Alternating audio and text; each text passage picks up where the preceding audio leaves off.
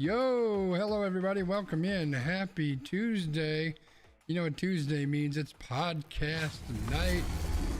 It's going to be a good night. We got B here. We got all sorts of people here. It's going to be a party. Except you can see that half my stuff isn't working right, so I don't know what the hell's going on. Let me turn this thing on. Like OBS, I don't know what the fuck OBS has been doing, but they're fucking everything up. My chat, I set that up. Obviously, it's not working. So we're gonna redo the chat. All right, so we got chat here. That's good. Looks like Emily's here. Emily, hello. I don't know why your chat showed up there before it showed up here. That's weird. But then, of course, my YouTube sub count continues to never work. I mean, you just broke it. You broke it. This whole thing is just fucking driving me insane.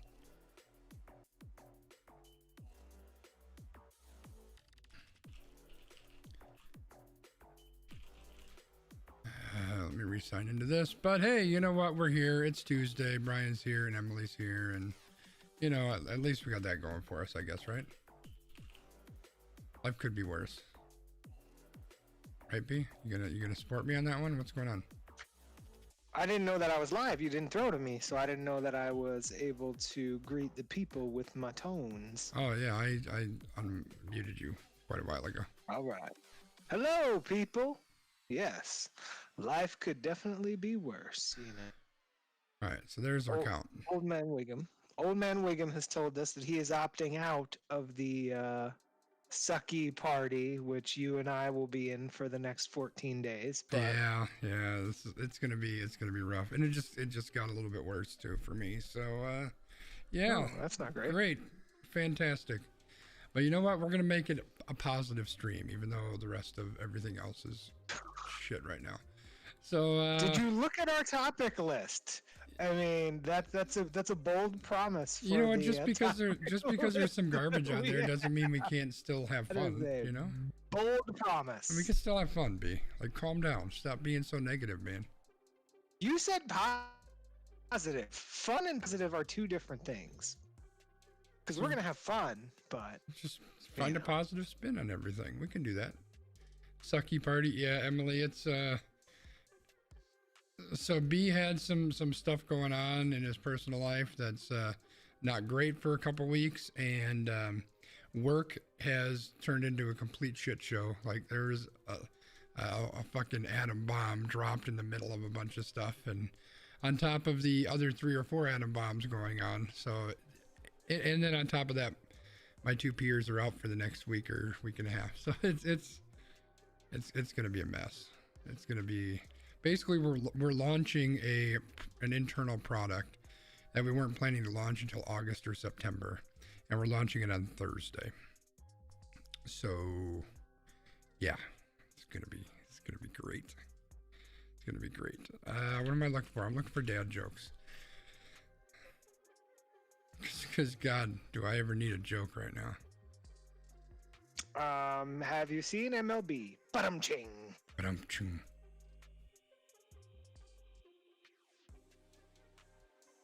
What? Oh, that's so bad.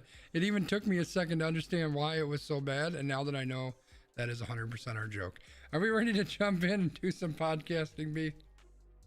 Is this joke gonna just make me pull my hood up and just go, wait, I can't even do it because I got the headphones. So that was good. That was a good test because I was totally gonna try that. You can still pull your hood up. It should still work. I would have just made a fool of myself. No, it's the headphones and the hood are too, like, it's just a little tight. Oh, you don't have enough hood. And then I think, okay, there we go. And then I froze for a minute on screen. I was like, no, I'm frozen. Yeah, the video's freezing a little bit on us. I don't know. Oh. But you know what? Let's go ahead and start this puppy up, y'all. Let me stop the music. Music stopped. And let's dive in. Oh wait, I'm gonna have to do a quick swap. Okay, we're gonna do this and then we're gonna do that. Here we go. Hello and welcome to We Random episode 69. Nice. This is a podcast where, you know, we mess around and we have fun and we talk about stuff, and sometimes we get angry, and B is going to tell you a little bit more about that. But B, before we do that, What did the janitor say when he jumped out of the closet? Supplies! Supplies. We'll be back after this. Almost Qualified Productions. Let's get crazy! Experts don't have this much fun.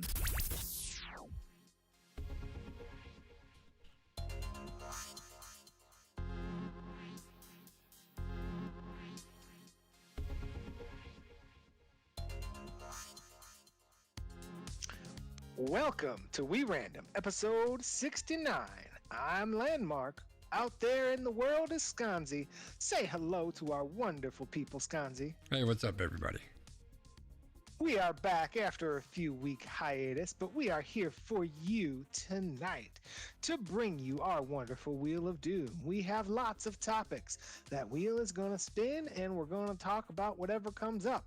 The odds of us getting mad online are pretty high. But before we do that, we have a little bit of housekeeping here, Sconzi. I heard that there is a positive point that we want to talk about. But first, there's a not positive, but maybe positive spin point that we want to talk about. Is that rumor true, or are we just spreading rumors out there like MLB? Well, we're spreading rumors everywhere, but we've got, you can see to my well, it's to the right on the screen. I'm pointing to my left. It's so confusing, but over there you can see we've got a ton of stuff on the wheel this week. Yep. And we still didn't have anything on MLB. Or the big news in the world right now, which is Russia being assholes and invading Ukraine and all that horribleness. So I think that surrounds everybody a little bit right now. I think people are aware of it and frightened and concerned and worried. And I wanted to make sure that we didn't jump into everything else that we've got without at least acknowledging that horribleness that's going on. And just the tragic news and everything you're hearing about it, and the fact that a lot of people are trying to say like the big concerns that this could lead to World War III, and okay, sure, maybe like that's not going to happen, but like how about we just look at the fact that there are people being killed because some asshole dictator decided, hey, this is mine and I'm just going to take it. So I just wanted to acknowledge that up front. We all know that that's tragic and it's horrible. And, God knows my heart goes out to all the people in Ukraine, and hopefully somehow, some way, this shit comes to an end soon. But that's not a very positive thought. I mean, it kind of is at the end, but the whole thing certainly isn't positive. So B, let's kick it off with something positive before we get into the nitty gritty of the rest of the wheel we got here. So, a positive topic that I was actually hoping that we would be able to talk about during Black History Month, but we had to take a couple week hiatus because of me. So, I wanted to talk about Rosie White. Rosie is a 6-year-old who, along with her mom Kenya, make cute and educational videos all year, but dedicated a special emphasis in February for Black History Month. So, Kenya, who is Rosie's mother, said that she didn't want to teach her child the trauma of Black history that she was taught at her, age, and she wanted her child to learn about women and inventors in Black history so that she could have things that she could reflect on and say, hey, I can do that, or I can be just like that person. So I thought that this was kind of a cool story that I came across. And the way that this works is that this child and her mother kind of like come up with a curated story about a Black inventor or a Black woman or a Black person, and then they'll do some kind of makeup or wigs or kind of costumes to kind of emulate that person, and then they do like a cute short educational video. So I thought it was kind of cool, and I thought that that would be something that's a little bit fun for us to share with our viewers and loyal listeners. If you want to check it out, Rosie is on the gram. Yeah, it's a super cool little way for, someone to learn history as well as, an opportunity for them to teach it. And yeah, I think it's a super cool idea. I'm glad she's doing that. As much as we enjoyed that, B, I think it's time that we take our chances. Time to get angry. We're going to spin the wheel. Uh-oh. His video is a little bit choppy, so don't mind him. Let's start Well, with the 2022 midterm elections. What's this all about, B? Oof. So, Wisconsin is one of 4 states emerging as a top priority for Democrats in an election year where the party is facing fierce political headwinds. In the 4 states, Kansas, Michigan, Pennsylvania, and Wisconsin, Republicans control the state legislators and Democratic governorships are on the ballot this coming fall. These governors are the only backstop against a wave of GOP backed litigation that's targeting everything from abortion rights, school curriculum, access to voting, and transgender rights. Wisconsin Governor Tony Evers himself has vetoed 66 Republican backed bills since 2019, the most recent banning an anti racist teaching bill in schools. Evers says, I have to protect some really bad things from happening. He said it feels a bit lonely, but he knows that he's representing the people of Wisconsin. So the reason that we wanted to talk about this was to kind of prepare for what's coming. We've had lots of topics on this podcast in weeks and months and even years previous. Yes, we've been doing this for at least a year, right? Yeah. Of all of these things that are coming down the line. And it seems like every time we turn around, there's another bill that's trying to infringe on somebody's rights that's getting passed through in states. And like these 4 states in particular, if they were to swing to Republican control, like it's gonna be interesting. So Yeah. this was kind of I when I read about this, I was like, this is just kind of interesting, right? The sheer number of bills, like 66, that's a lot. And then the Republicans will say, oh, well, he's not collaborative or he's not working with us or like things like that. But then these bills often have these provisions that would, very much disenfranchise a large number of people in the state. So it's a very challenging situation. What are your thoughts on this, Gonzi? Well, I agree with the Wisconsin GOP in the state legislature. I know that comes as a shock, but they are very honest, upstanding individuals, and any time that they vote on a bill, they make sure that it has 100% approval, bipartisanship before they pass that and send it on to Governor Evers. So clearly they are. I'm kidding. Like none of that. Like fuck these guys. Like what they do is they have control of the Senate, of the Senate in the state or the Congress or whatever the hell it is, state legislature, because they've gerrymandered the state from here to Timbuktu. So of course they're always going to have control because of the way they've gerrymandered the state, and then they just push through whatever the hell they want to push through, whatever garbage it is. And I haven't looked up the numbers specifically, but I'll guarantee that a bulk of those 66 or whatever it is vetoes, there was nothing but Republican support for any of these. It's just garbage they're trying to shove down people's throat because they happen to have control of the legislature. And then what they'll do is they'll spout this crap about how, oh, he's not working with us and he's not dealing with us and he's just turning everything down. And it's like, well, you guys aren't, you're not dealing in good faith.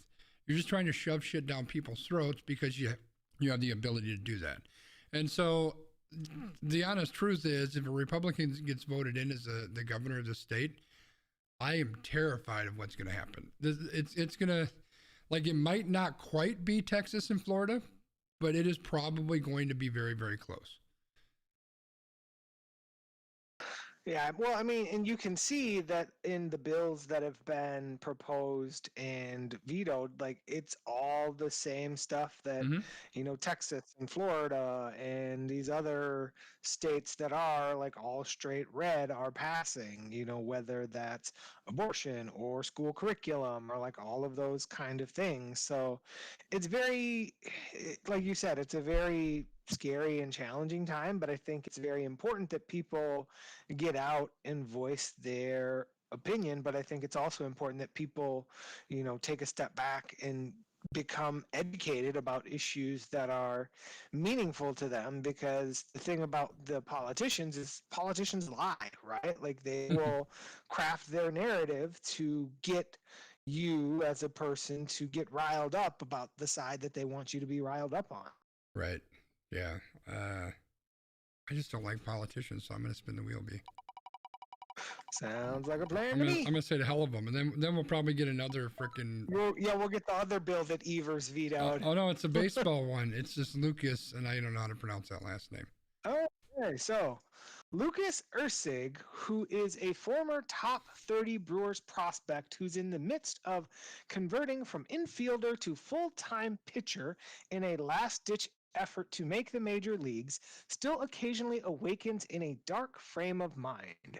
The 26-year-old has decided to share his struggles with alcohol and depression, concluding that being open is the best way to stay on a path to the big leagues. So, in doing so, in gold stitching on his baseball gloves is the embroidering 61020. That was the first date of Ursig's sobriety. So he goes on and talks about some days I wake up and I go, what am I even trying for?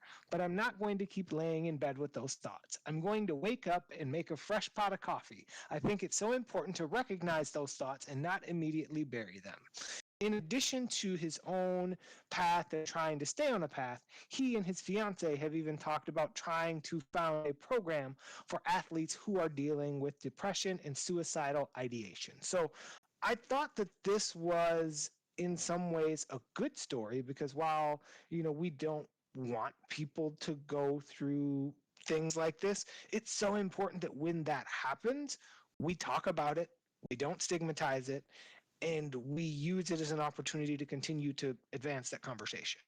Yeah, no, I think it's a good thing for him that he's, getting his shit together. He's moving in a positive direction. He's being open about some of the demons that he's facing.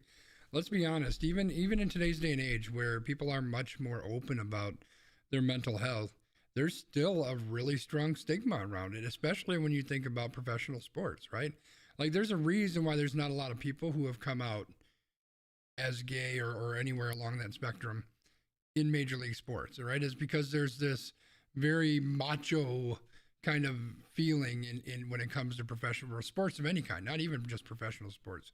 And it's the same kind of thing with mental health, right? Like as soon as you let on that you have mental health issues, now all of a sudden you are lesser than, you are not as strong, you're not good enough. And let's be honest, I guarantee there are teams who are going to look at that and they're going to say, well, does this person have the mental fortitude and the mental toughness that they need to be successful because they happen to be depressed? Like I guarantee you there are front office people that are having those conversations. So to be open about that and to share that it takes a lot of strength to do that. So good for him. And hopefully this is, just one more step on his road to a happier life, whether he's pitching for the Brewers or not. Agreed. It's just, again, always good to see people speak up in these situations. Yeah. See, that was a good story. We're like 1 for 2, B. I mean, I suspect that percentage is going to go down here in a second. It's not, it's going up, B. We're going to talk about a new zookeeper in Milwaukee. All right, look at us. We've expanded like our 2 good stories of the week. All right, well, for the first time in decades, there's a new leader at the Milwaukee County Zoo. The zoo's new executive director is making history across the nation as the first black zoo director in the Milwaukee County Zoo's 120-year history. Amos Morris started as a zookeeper at the St. Louis County Zoo before embarking on a career that would take him to California, Texas, Pennsylvania, Indiana, and Rhode Island. Morris broke barriers at every stop.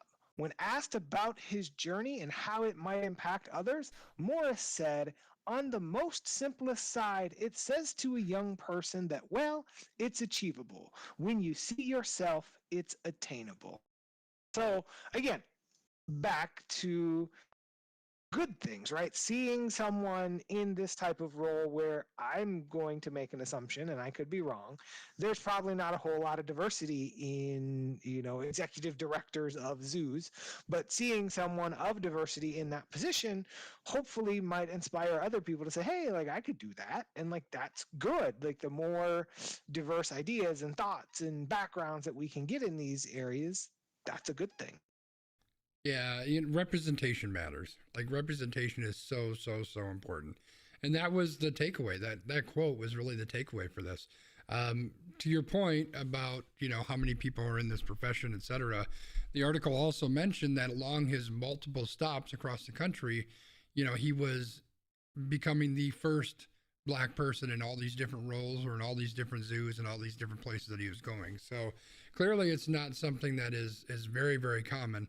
And, again, representation, his point was absolutely hit the nail on the head, which is, when people can see other people that look like them, that are like them in these types of positions and roles, it opens up those possibilities, right? It's like, choose Barack Obama as an example, right? Like for God knows what was it, 200 years or something, there's never been anybody that was black that's been president. And imagine how many young people look at that and said, "My God, you actually can do that. That's actually possible." And it's the same kind of thing, right? Like, not only is it going to open people's eyes to that it's possible, but just imagine the impact it's going to have when some family comes into the zoo and maybe they get an opportunity to spend some time with them, and all of a sudden this child is looking up at someone that looks like them, and this is the person that's in charge of stuff. Like that's a pretty strong situation. That's a pretty strong opportunity for somebody to impact someone else's life. So yeah, this is great. It's good news. All right. Well, now that's probably the only other positive story that we have on the wheel. Are you ready to get mad? Are we ready to get mad? Let's get mad about, what is it? Oh, Jesus. Oh, yeah, you're getting mad, all right. You are getting mad. So we are going to talk about not friend of the show and future presidential candidate Ron DeSantis and his state of Florida. So, Florida's House of Representatives has passed a bill limiting when and how teachers and school staff can discuss gender and sexual orientation in the classroom. The legislation prohibits any instruction about sexuality or gender between kindergarten and third grade or in any manner that is not age appropriate or developmentally appropriate for students in accordance with the state's standards. Florida Governor Ron DeSantis previously spoke in support of the bill, saying that they have seen instances of students being told by different folks in schools, "Oh, don't worry, you don't have to pick your gender yet, you can do all this other stuff." And then they won't tell parents about the discussions that are happening, and that is inappropriate. So basically, this is the whole, like, parents need to have a seat at the table when there are discussions being had in the school, which, sure, but there are lots of venues for that. And, this is another, I'm just going to wind you up and let you get mad because I'm at the point where I'm not mad, I'm just disappointed. Well, I don't know that I'm going to get mad either, because this whole thing and I read 2 or 3 different articles on it, because the more that I read about it, the more it just kind of, like, I just don't even understand it. Like all it is a power grab because we hate gay people. That's really what it comes down to, right?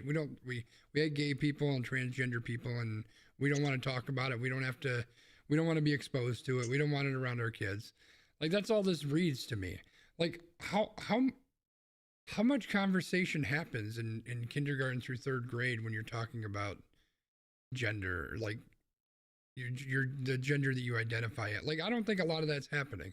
So it feels like this is just a stepping stone to a grander plan that they have to just cut the shit out of any of that anywhere throughout any of their education system or anything else. To me, it just comes across like anything gay is bad, and we want to make sure that we want to legislate against any kind of gay stuff ever happening ever anywhere.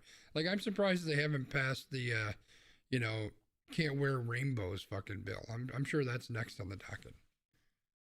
Well, I mean, that's part of this whole conversation, right? Because basically what this says is, like, you can't talk to a child about the fact that, well, you were born a little boy, but you don't feel like you're a little boy. Like, no, you're a little boy is basically like what this is intended to be, right? Like it's stripping because if they're not getting that at home, right? Like if their parents are like, "No, you're a boy, you don't get to play with Barbie," then like that's I feel like where this is going. Yeah, yeah. It's trying to take what could potentially be one, I'm going to say positive or open individual in their life and taking it away. Right. Which is very funny because there's a very interesting correlation between this and the other really stupid bill that we'll probably talk about at some point, but I'll get to that when we get there. The point is, I'm just sick and tired of these bigots legislating their fucking bigotry. I'm just so over it. Well, and it's funny to me, and I'm gonna probably get myself canceled here, but it's really funny that so many people are like, "Oh, well, I hate big government," but what's happening? The party of no big government is just out here legislating like, trying to, fucking everything, micro legislate everything. Yeah. Like at the micro level. They are the biggest hypocritical fucking idiots known to man. Maybe. I know that the Venn diagram is almost a circle, but maybe even more hypocritical and idiotic than certain religious groups. I don't know. I'm just throwing that out there. I'm spinning the wheel because now I'm going to get canceled. I was going to say, isn't that the like Pam Beasley? It's the same picture. It's pretty close. It's almost a circle. Let's talk about Dave Chappelle. This has got to be a good story, right? No. It's probably about diversity housing or something, right? So can I just give the TLDR of this story before I actually talk about the story? I don't care. Do whatever you want, man. This is your podcast. So the TLDR of the story is, if you've ever heard the term "not in my backyard." So yeah, there's a lot of NIMBY here. Dave Chappelle, who is a famous person, lives in Ohio. And there was a plan for an affordable housing portion of a new development in Yellow Springs, Ohio, where he lives. And that plan has been scrapped after Dave Chappelle added his voice to what may or may not have been more than 6 people, but less than 5, but actually more. We don't know. But he was one of at least 6 people who added his voice to opposing it. Chappelle, who plans to open a restaurant and comedy club in the area under his company name, was one of several 6 people who spoke out during the village council meeting about the project, going as far as to threaten to not invest in the community if the affordable housing portion of the plan moved forward. So this is his own Steve Novak moment where he used his money and his prestige to block something that he didn't like. It's exactly what it is. It's 100% what it is. I was looking to see if I could find the quote, but basically he said, "Hey, here you go. It's going to kick out a $65 million a year company." He's basically just saying, "Hey, I'm going to give you this money, but if you do this, I'm not going to give you this money." Now, I can understand that you may not want to live next to, affordable housing. I understand that. I think it comes with a stigma. I don't know that it's necessarily an accurate stigma, but it comes with a stigma. But the fact that you would put your money and your voice out there to fight against, like, this is one of the biggest crises that we have in this country, is affordable housing for anybody. Like, you've got all these giant now I'm going to get on my soapbox. You got all these fucking giant corporations and people with money like Dave fucking Chappelle, who are buying up all these houses and these apartments, and they're building this shit and they're charging outrageous fucking amounts of money. People can't afford to fucking live. They can't pay their rent. They're struggling to live, get by day. These fucking people that have the $65 million, like Dave fucking Chappelle, aren't paying people a livable fucking wage. And then they're charging too goddamn much for rent. This whole fucking racket is a goddamn fucking nightmare. And you got asshole rich people like Dave fucking Chappelle who just keep this bullshit going. Fuck Dave Chappelle.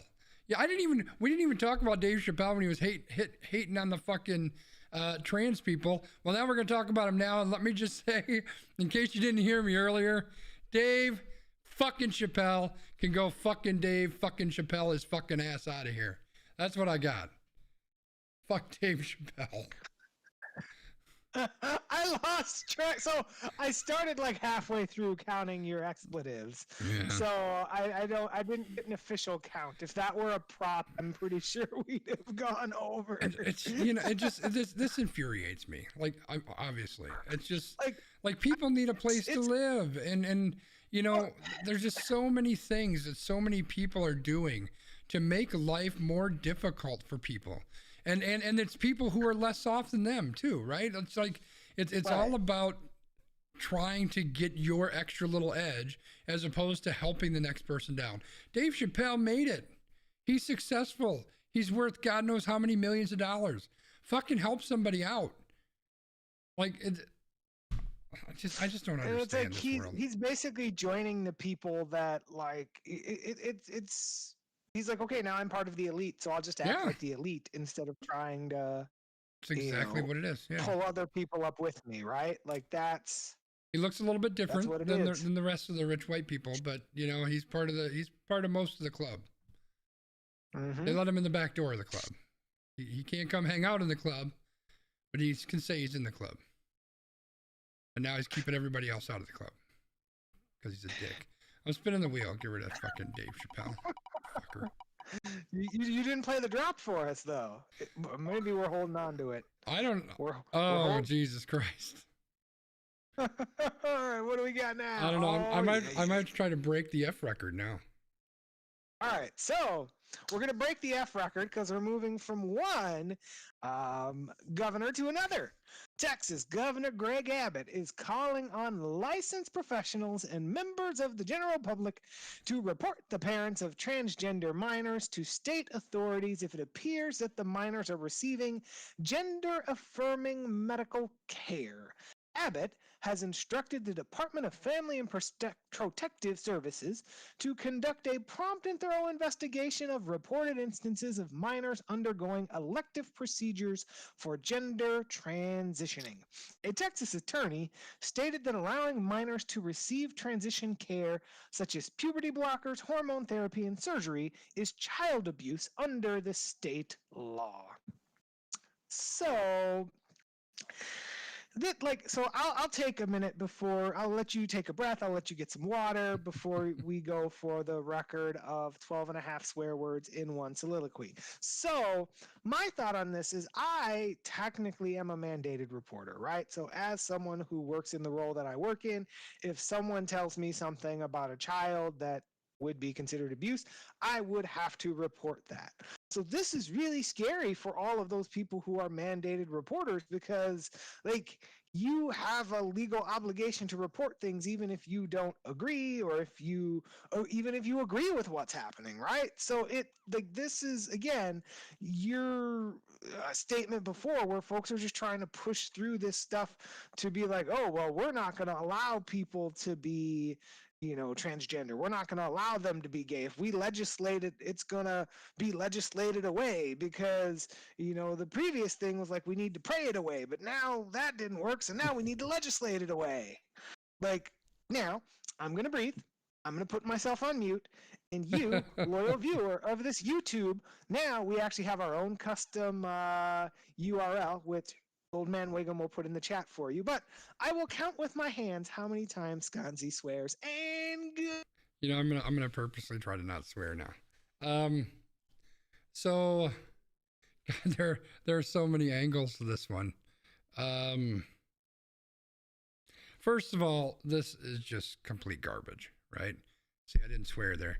You know where I was going with that one, I didn't. This is complete garbage. This is absolutely 100% just nothing but pure anti-LGBTQ legislation. That's all it is. We hate trans and gay people, so we're going to legislate against it. But let me go back to a comment that I had made about how hypocritical and stupid these people are, right? So in Florida, they're saying the parents have to make the decision. The parents know it right. We need to let the parents do what the parents want to do because it's their right. It's their kid. And then the same people in Texas are saying, hey, the parents might not know what the hell they're doing, and they might be doing something that we don't think is right. So if that happens, I want you to report them so we can take their kids away and put them in jail. This is the same group of people who don't understand what the hell they're just talking out their ass, because all this is, technically that's a swear word, all this is legislating fucking bigotry. That's all it is. We hate gay people, so we're gonna fucking make laws against them. This is so goddamn idiotic. It's insane. I got a little bit heated, but like dude, I cannot express how much this shit pisses me off. The fact that we're just writing bigotry into this fucking state legislature, state laws and shit. I'm gonna stop. I'm just so fucking irritated. Stop counting. I'm done. Yeah, I mean, it's like, but like you said, that's kind of the contradiction, right? They don't care that parents have a seat at the table. They care about their own agenda. You know what? Right? I'm gonna interrupt you because I'm not done yet. If you motherfuckers are so goddamn proud of who you are to put that shit in the fucking legislature, wear your fucking white hood to work. Just wear that shit proud. Carry that sign that says I hate gay people. Just fucking own it instead of hiding behind this bullshit. At least own it if you're gonna be that kind of an asshole. But they won't do that, of course. All right, no, that's not how that works.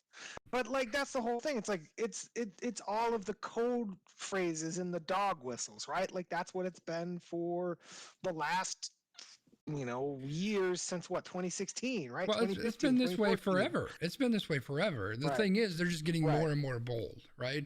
And Trump was a big part of that. Trump made it a lot more okay, and quote unquote okay, for people to be more bold about it. And that's what's scary about this. It's not like this is new. It's just new at this level. It's new being this overt. But otherwise, this isn't new. They've been doing this all along. It's just that now they're a lot more bold about doing it. And as you can see, the stuff's getting passed, right? Yeah. So it's just people are okay with this. And it's just, that's the worst part. Is incrementally, it's getting worse and worse and worse. And so what's it going to be in a year, in 3 years, in 5 years? What's going to happen if we get one of these assholes as president? What's going to happen if Wisconsin gets a Republican governor? We're going to have the same shit passed here. And it's just, they're just chopping away at it. Just chopping away at it. This is terrifying. Yep. All right, I'm spinning. I'm just gonna let that God, breathe, I was commenting on one of the stories earlier, and I made a mental note that you're doing a good job not swearing. And then all that shit went out the window. By the way, if my boss is watching this, I don't know why you would be, but I don't really talk like this. This is an actor that looks like me. Anyway, B, we're living with COVID. What does that mean? This is Sponzy, not Sconzy. All right. Some random person. So living with COVID means that cities, states, and countries even are moving into a new phase of, quote, living with COVID.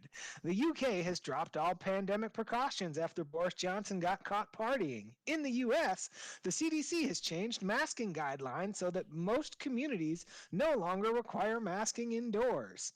The CDC change says that it reflects the overall risk of severe disease from COVID and it being lower due to widespread immunity provided by vaccines and prior infection, such as the Omicron variant. So basically, what this is, to just TLDR this, is we've now moved to what the people who, you know who those people are, I don't have to tell you. We're screaming, we just need to look at people who are in the hospital. If people aren't in the hospital, I need to be able to go to the Exploring Brew Pub, and I need to be able to breathe on you at the bar, and then they need to bring me this beer, and all of that, right? Like those people. We've moved to their life now. Those people. So, and for me, I'm kind of at a point where we've been doing this for 3 full seasons now, right? Because it's like we had season 1 where everything was like super scary, and then we had season 2 where last June it was like, oh, this is finally over, and then everyone went and partied for the 4th of July, and guess what?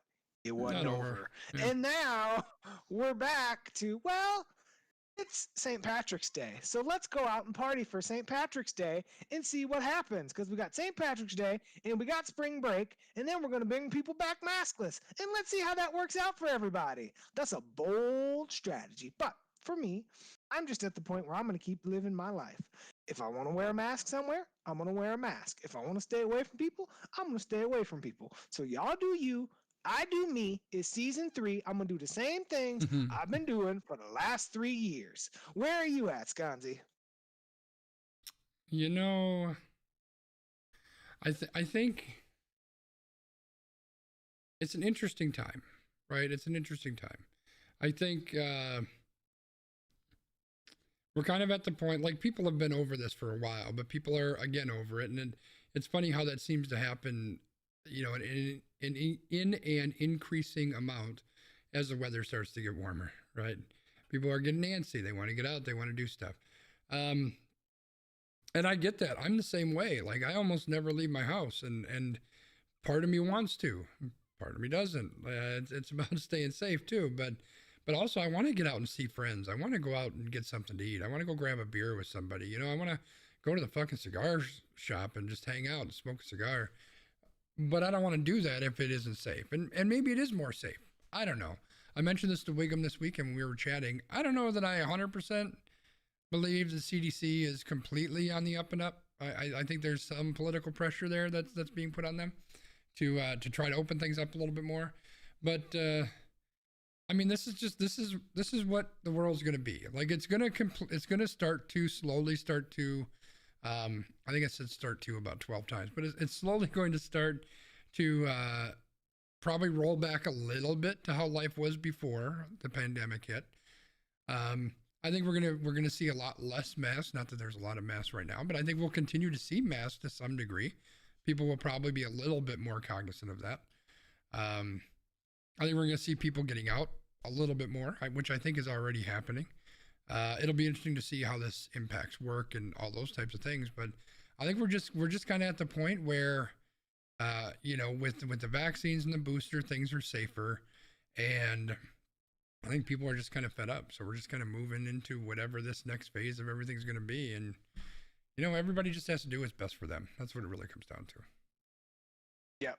Yeah, I think that's the most important thing, is people doing what's best for them. And again, it's all an evolving thing. It's always been an evolving thing. Like, hopefully we're at the point where, like, yeah, it's good and it's better, but we've got a big test coming up with spring break and with St. Patrick's Day. So Yeah. we'll see where things are at, like, April 1st. If things are good April 1st, like, great, like, that's awesome. I mean, we saw how things were with the Cron. Like, after New Year's, it felt like everybody had the Rona after. Yeah. It was like, hey, I started the new year with the Rona, right? Like, Well, that's the thing. I think the numbers are still high about who's getting it. It's just that people aren't getting as sick with it. And to be honest, I haven't been focusing on it of late. I've got more important thing to worry about.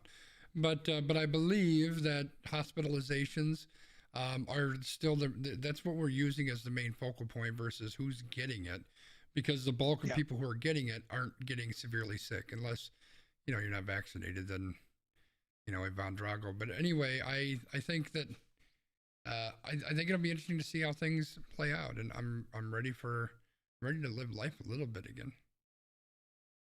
well, that sounds good to me. So when you're ready for somebody to breathe on you at the brew pub, you let me know, brother. All right, good deal. Maybe next week. We'll see what happens. Spinning the wheel. If we go on date redacted at like 11 a.m., it might not be horrible. Yeah. I think I don't remember what this one is, but I'm sure I'll get angry again. We're gonna go to Alabama, B. What's happening in Alabama? Oh, yeah, it's time to get angry about Alabama. Because in the good old state of Alabama, a Jewish student said he was shocked when a history teacher at Mountain Brook High School in Alabama had classmates stand and give a stiff-armed Nazi salute during a lesson on the way symbols change. The student said the class was learning about the Nazi salute and what it meant before it actually became a hateful gesture. After sharing video of the incident online, the student says that the school reprimanded him and told him to apologize to the teacher. The lesson was meant to show how symbols change by demonstrating that something very similar to what is now known as the Nazi salute was used before World War II to salute the U.S. flag. It was called the Bellamy salute, and it was ditched in 1942 for the right hand over the heart gesture that now is used following the United States' entry into war. So I learned something new, that there was this Bellamy gesture, but I also learned that something is going on in this classroom that Ron DeSantis and Greg Abbott might want to know about, because some parents should be involved in that, but the school's like, oh no, you need to apologize to this teacher. So you tell me what your thoughts are on this, Wisconsin. About 100 years ago, maybe not quite that long ago, 80 years ago, there used to be cartoons on TV that had very strong, I'm not even going to say racial undertones. They were just fucking racist, right? Now we live we live in a day and age now where those avert racism isn't a part of today's cartoons, right? Did you understand the point I just made, B? Do I need to play the fucking racist cartoon for everybody to understand the point? Like, you can say, hey, there used to be a salute. It was called whatever it's called. And it used to be very similar to the Nazi salute. And then it changed. Like, you can have that conversation. End of story. You're done. It's not that goddamn difficult. If you can't figure it out, you probably shouldn't be a teacher in the first place. But here's the thing I want to call out is this kid had issues with this, right? And so he posted a video. And how did the school respond? They said, you're an idiot. You're making us look bad. There's nothing wrong with it. Go apologize to the goddamn teacher.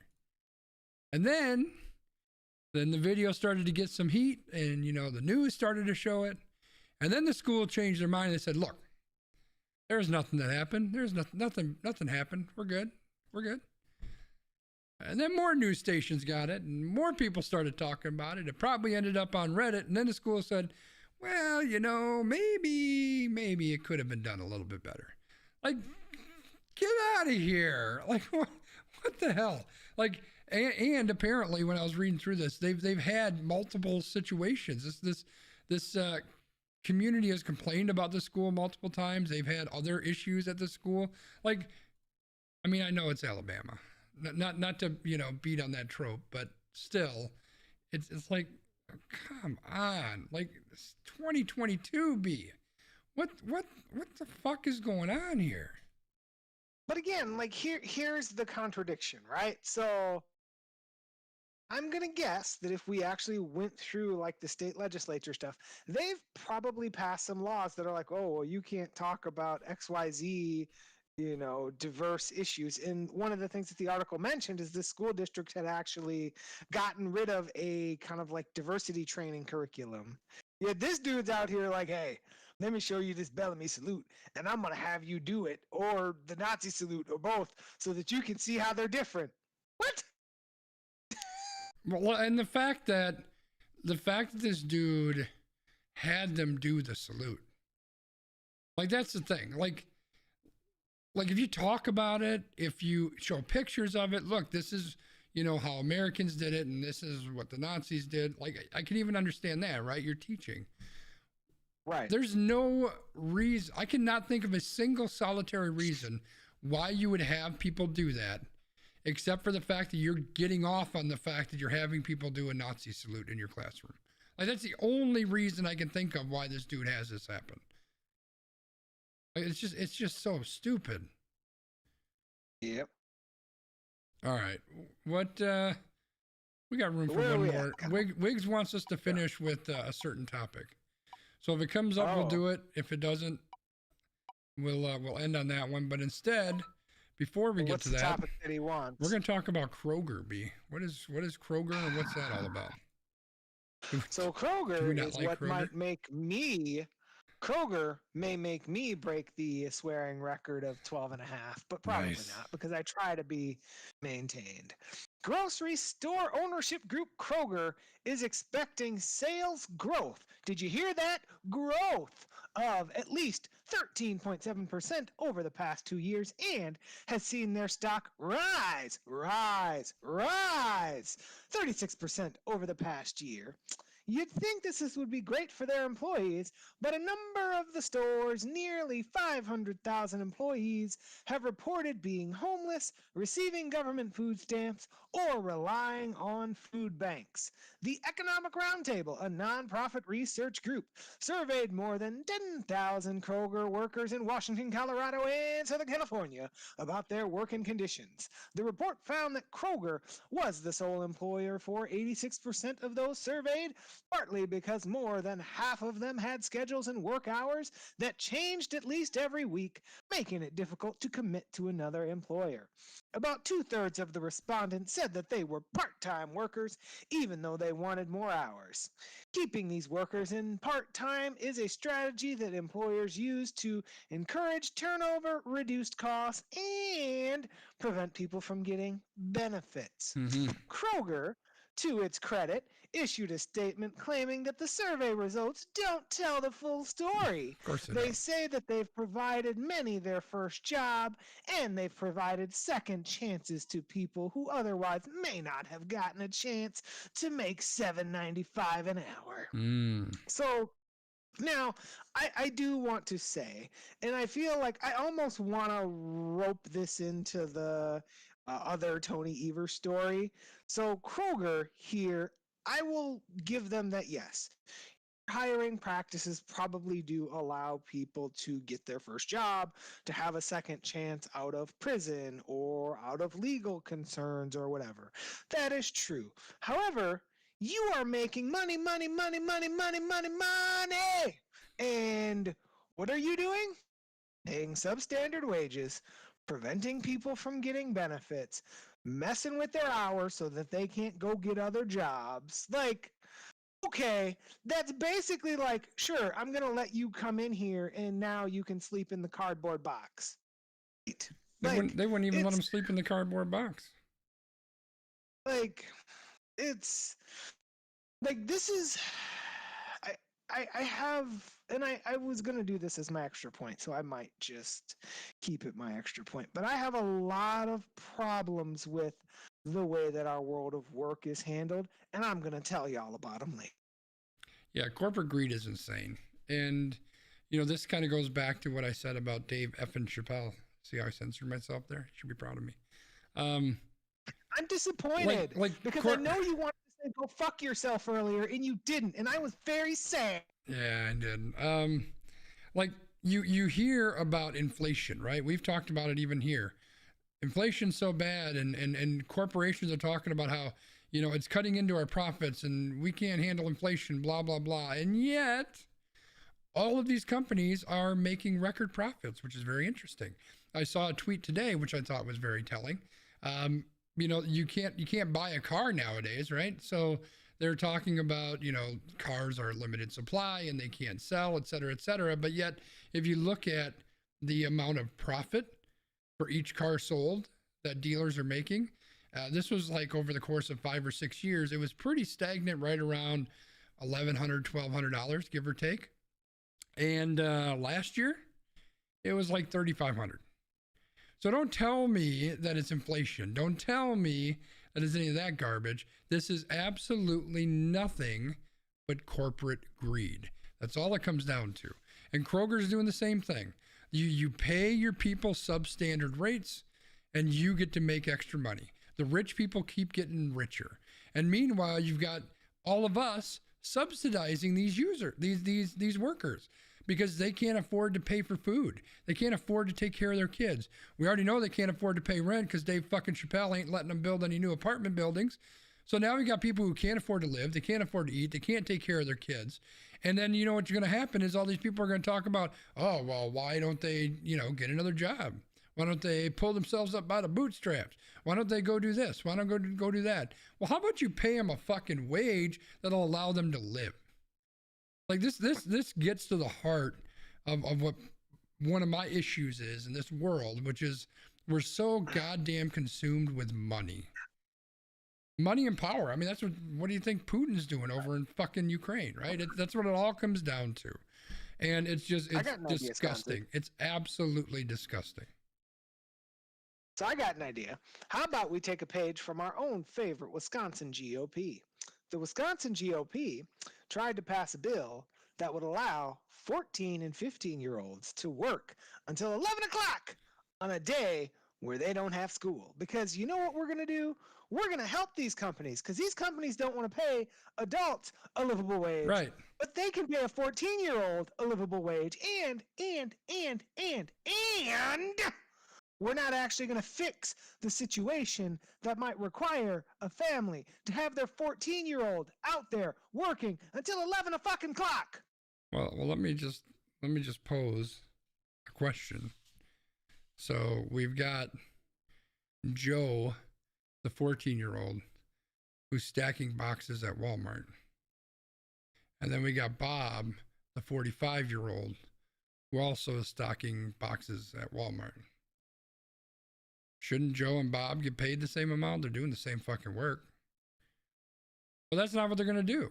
Like there are legitimately corporations out there that will say, we're hiring 15-year-olds at $8 an hour or whatever the fuck it is, and we're hiring everyone else at $8 or $18 an hour or whatever the fuck it is. Like, that's why they want to push this through. They want to get labor, and they want to get cheap labor, and they want to get cheap labor that they can exploit. That's all this is. That's all this is. It's trash. Well, it's trash. Yeah, and it's like, that conversation to me is really interesting because, some people will say, like, if a child wants to work, yes, like, it's good. It's character development, it's building, it's things like that. But in theory, like, if you really need your 14-year-old to be out there to work, we need to deal with the socioeconomic and the systemic issues that make it so that your family is reliant upon a child to keep you afloat. Well, yeah, that's part of the issue. And you know what? I understand that there are kids who want to work. There's kids who, school doesn't really work for them, or it's an issue, or they're never going to go to college anyway. This is just helping them get a jump start on whatever it is their career may be going forward. Like, I understand all of that, but, and I don't know that I'm even arguing that. A parent, not to take a page out of one part of the GOP's book, not the other part. They look at it differently, but the other part, the parents should be able to decide, right? Like, if my kid is in a position where he can go and he can work, great. They're going to get exploited. But again, I think the parents can make that decision to monitor that. I think the bigger problem is that this is just an opportunity to exploit people, and that's the problem. All right, one more story, and then we're going to move on to the extra point. I would like everybody to focus your attention over that direction. We got a new picture. We haven't had a picture in a while. Oh, we got a picture. But it seemed appropriate that we put the picture up there. Number 36 of the Green Bay Packers B. Why would we talk about that guy? So we are talking about Packers Hall of Famer, Leroy Butler. So, Packers safety Leroy Butler was one of 5 modern era candidates and 8 total people selected into the Pro Football Hall of Fame for the 2022 class. Butler becomes the 26th member of the Packers organization inducted into the Hall. Second most in the NFL. Hold on. Don't say it. I'm not listening. I'm taking my headphones off. I gotta say it. Jeff, this is the one time we're gonna say something that you like. Behind only the Chicago Bears, who have 30. Leroy Butler finished with 38 interceptions and 20.5 sacks in his career as a Packers safety. His defining trait was his all-around ability to excel while defending the run and in coverage, but also being able to blitz the quarterback.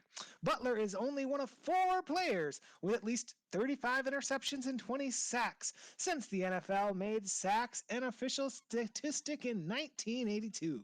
You want to know the other players? That would be Hall of Famer Charles Woodson, Brian Dawkins, and Rondé Barber, who made the final 15 in the Hall of Fame voting this year. So Rondé's going to make it in, but we're not talking about Rondé right now. We are talking about Leroy. Now, I so appreciate Leroy Butler. Like everything that you hear about this man, everything that you see him doing out in the community, it is amazing. Like his story from being a special needs child to, dealing with the fact that his family came from poverty and his story, like I've listened to so many of these stories and watched so many of these videos, and I even at one point had an opportunity to interact with Leroy in person, which was kind of cool. But like, dude is just like a genuine ass man, and it's awesome that after all these years, he's finally getting his due.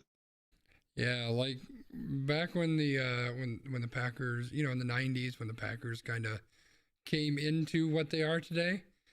Well, yesterday. I mean, who knows what they'll be tomorrow? I don't love what the future might hold. Get that? Did you get that? That was good. Anyway, yeah, and he was like Leroy was like one of my favorite players. He was insane. He was everywhere. He was such a great hybrid player. You never knew where he was going to be or what he was going to do. Some of the best defenses the Packers ever had was around that time, and he's a big part of that.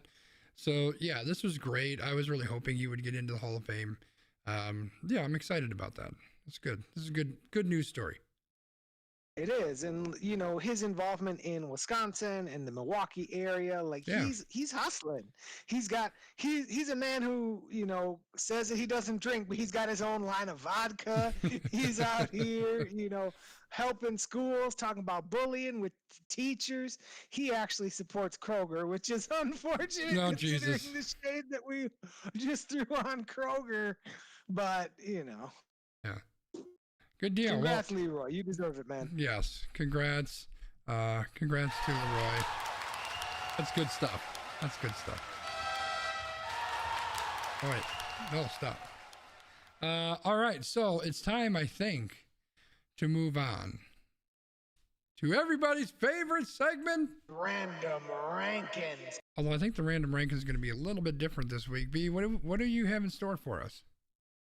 So, for Random Rankings, we wanted to bring to the people the recap of the Super Bowl props. So, when we last left you a few weeks ago, it was Superb Owl time. So, we were watching this game. We were trying to figure out who was going to win these prop bets. Was Snoop Dogg going to smoke on stage? You should Would have. there be Would there be 6.5 or more dogs in a commercial? What color wardrobe would Mickey, I don't even remember her last name anymore, Mickey Guyton, Yeah, I that sounds think, right. I think that's right. wear? So, we had these props, and there were 4 entrants into our tournament. There was you, Sconzi. There was Old Man Wiggum. There was MLE, and then there was me, Landmark. So the 4 competitors put in all of their props, and we have a winner. So the not winner is Sconzi. Sconzi finished with 3 points. I mean, to be fair, Snoop Dogg should have smoked on the goddamn stage. That's all I'm saying. Also a not winner is Old Man Wiggum, who finished with 4.5 points.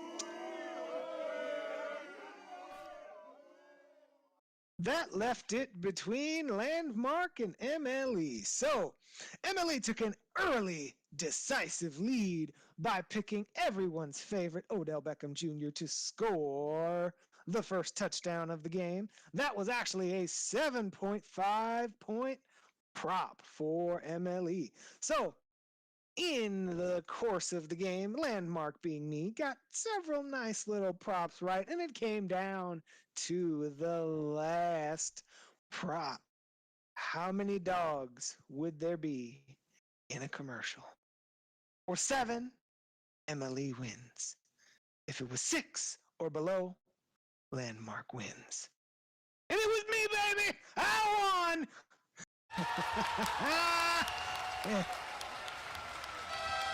And just for the record, People like you make me sad. congratulations, B and Emily, and not Old Man Wiggum, and definitely not me, because I did horrible. I like to take all the fun long shot bets, and they did not pay off. So, all right. As you can tell by my lack of laughter, I really don't take a whole lot of joy in it, but I still am glad that I won, because it's always better than, not having any coins left to play on the Super Bowl. That's true. That's true. So it was a good time. Yeah, it was definitely a good time. I always enjoy the prop, bet, get along thingamabob, whatever we want to call it. Yep. So we wanted to recap that, and then I just wanted to have a general chat with you. We send messages all week long, and one of the things that I am considering is building a new podcast of things to listen to. And I thought it would be fun to talk a little bit about. I think you mean playlist of things to listen to. Did I say podcast? You did say podcast.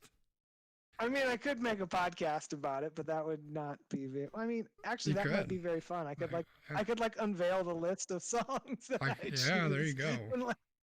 That will be coming to your extra time in 2025 if I actually ever do it, which it won't. But in any case, we're going to talk about favorite sing-along songs. So stuff that you like to sing along to, Sconzi. And because we don't want to get any strikes against your new beautiful YouTube account, we're going to have to really rein it in and make sure that we don't sing any of these songs.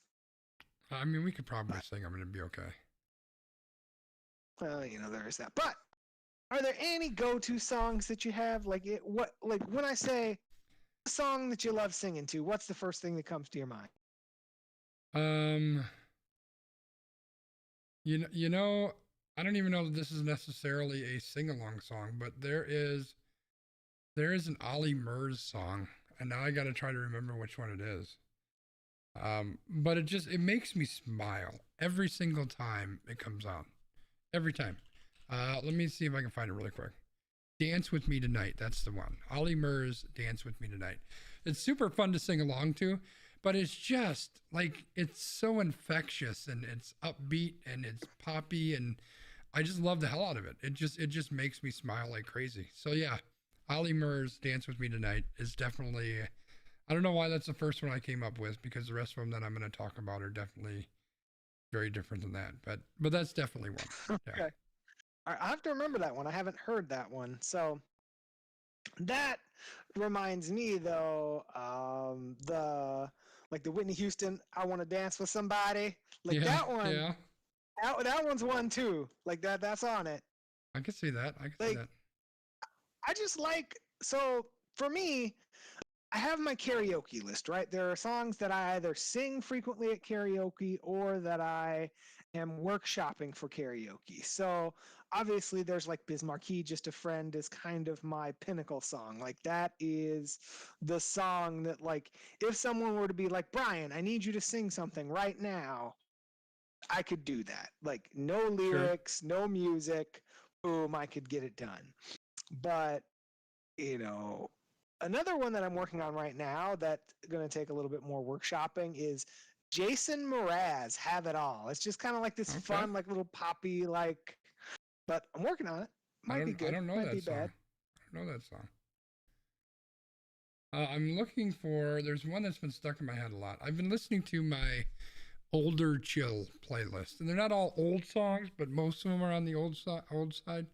But there's one that gets stuck in my head a lot. I'm trying to find it because I don't remember what it's called. I'm scrolling through the playlist here. I mean, I could say one that came on today is Wind of Change from the Scorpions, which I thought was very poignant for those who are familiar with that song. It's really about the fall of communism and the Berlin Wall coming down. So I thought, considering with everything that we're dealing with nowadays, I thought that was very poignant. And so I listened to that one quite a few times when that came on. Okay, I must have missed it scrolling through here. But this playlist is full of, Creedence and Jim Croce. There's some Billy Joel on here. John Denver, you know, like just singer-songwriter kind of stuff, Springsteen. Gotcha. That's just kind of where I go. Croce's always a go-to for me. I love Croce. Okay. I'm gonna see if I As you find can that tell, song.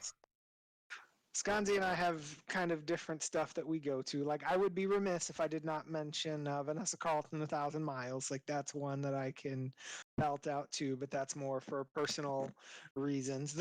I don't know who that is. I don't know who that is either. Very well. What? Yeah, I don't know who that is. I know that it's somebody that you're a big fan of, but that's all I know. I don't know who it is. All right. Well, I'm pretty sure I've that's never fine. listened to anything from them. I mean, I can. I just pretty sure that I haven't. So sorry to break your heart. It's fine. I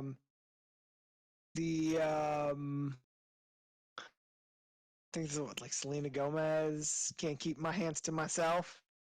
I might know that Is that- song, maybe. Or is that Demi Lovato? I don't remember which one it is. I think that's Selena Gomez. It sounds familiar. But like, there's just a lot of like just random earworm songs that just get stuck in my brain, and I thought that would be kind of a fun conversation to have, because Yeah. music to me is so important, because you can convey emotions, you can just like let things go, you can just like scream. There's a lot of songs you can just like yell and scream and just rah, and it's fine, right? Like, Sure. that's not normally what I do. I normally just sing like horribly and just kind of try to make stuff up, but it's fun and I enjoy it. So I found the song finally. Okay. It is Danny's song by Loggins and Messina. Okay. It's a great song. I'm gonna try to put the clip in here for Wiggum and see if I can beat him.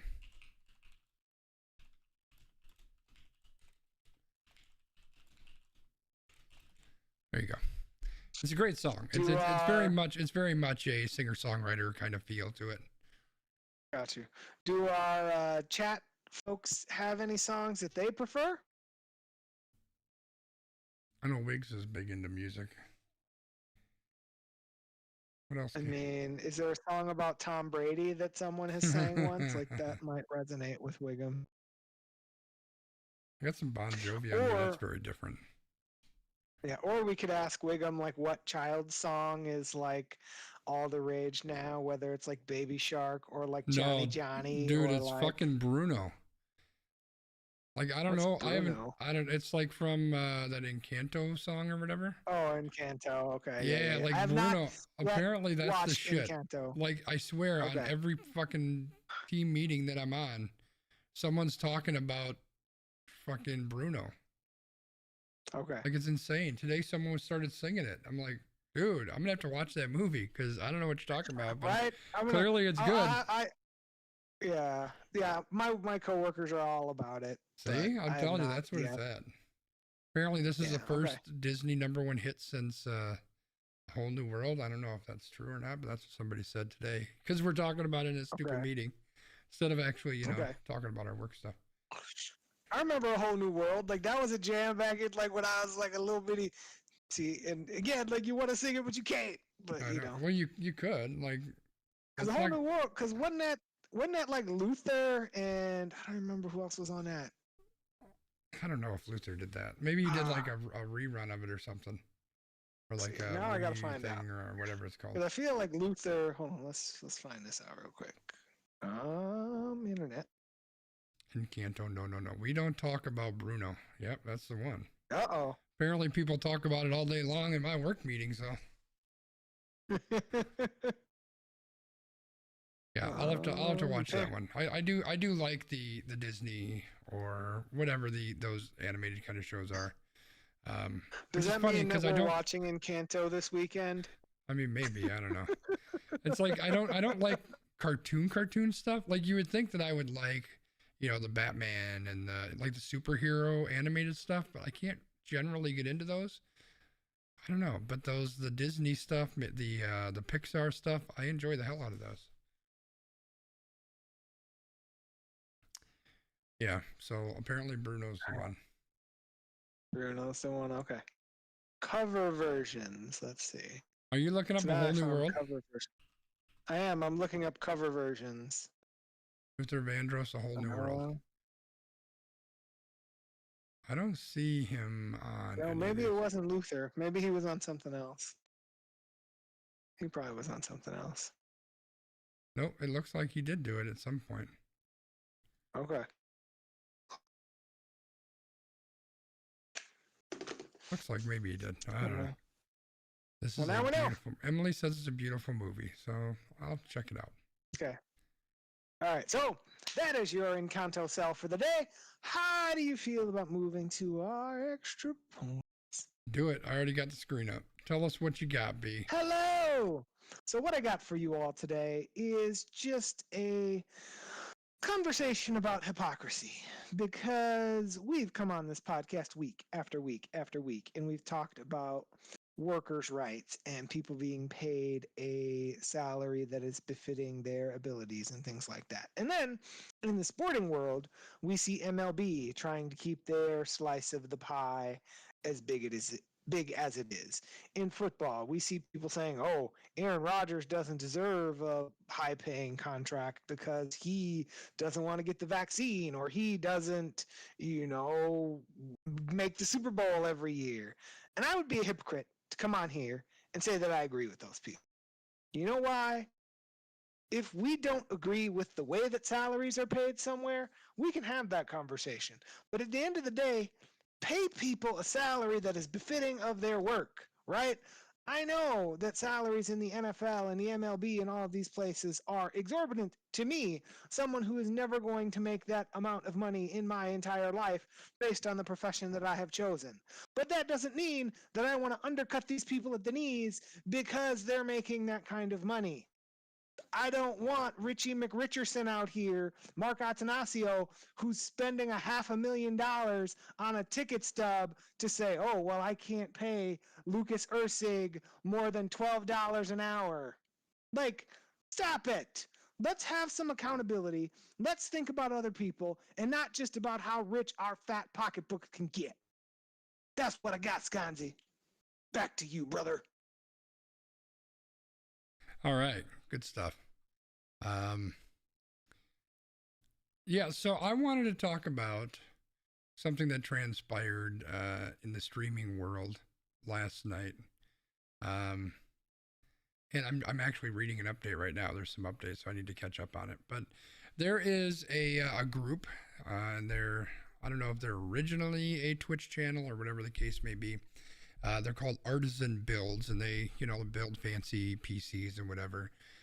They've got this ambassador program where basically they just ask people to advertise their stuff, and maybe you can win some stuff or something. They don't pay anybody, is my understanding.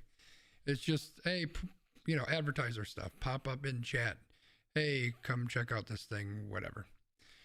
So last night they had a giveaway for a brand new PC for their ambassador people, and this person won the PC.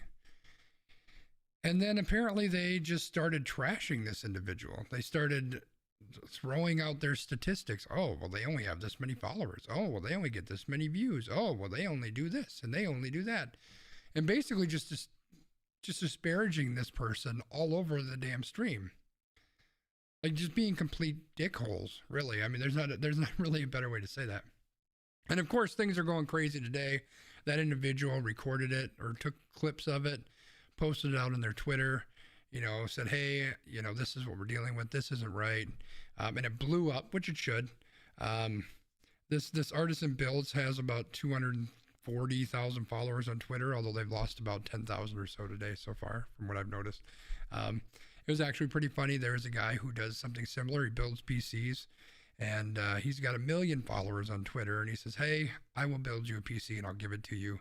Also, they shouldn't talk about how small other people are because they're pretty small, which is funny because he's got 1 million followers. Whatever. Anyway, it was this big back and forth, and apparently they've put out a statement and a video now, so who knows what that says. But all of that said, what I want to talk about is just treating people with dignity. It's not that hard. We clearly, I got all upset on a couple of the stories we had where we're legislating bigotry and hatred. Like, it's one thing when people used to hide behind a hood and stand in the middle of a field somewhere and, do their whatever bullshit they did. Not that that was ever okay, mind you. But now we're actually writing this shit into law. Like, we just need to be better. We need to lead with love. That's right, old man Wiggum. We just need to be better. We need to treat people better. And I loved all the outpouring of support that this person got. There were multiple different companies that offered her partnerships, paid partnerships, and people offering to send her PCs, send them PCs. I don't want to misgender. I'm assuming, but I don't want to assume. People offered to send them PCs and all of that. They are very small. They're a very young creator. And there was just a lot of love that surrounded this person to really help support them and support them through what was a pretty ugly scenario. None of the clips I saw showed that they mentioned their name, but I'm guessing they probably did. That's a pretty damn embarrassing situation to be in. So I guess I look at this two ways. One, don't be a dick. Rule number one is always don't be a dick.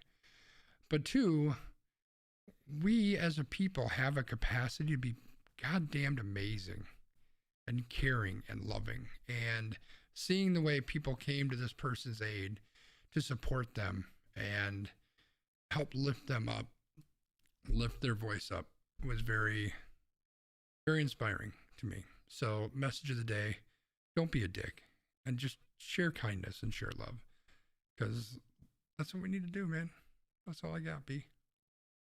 Yeah, I mean, I agree with you. Like, that was one of the things that I pointed out when we were talking about some of the transgender stories, right? Like, we're looking at these comments, and there are people in these comments who are actually being like helpful and loving to each other. There's these conversations about like, how do I talk to about my parents about this? Like, people are posting their stories like as a parent. So these, individual, like, there's a lot of love out here that's not being amplified, while we're amplifying the voices of these people who are just spewing hate and vile, information. But Yeah. what we're going to do right now is we're going to spew our information so you can spew vile information at us that we will then block, because ain't nobody got time but at. So you can find me on Twitter at LandmarkMKE. You can find Sconzi at Sconzi. Find us AQ_PROD. Sconzi has a new YouTube short URL, baby! What? So you can find him at Sconzi on YouTube.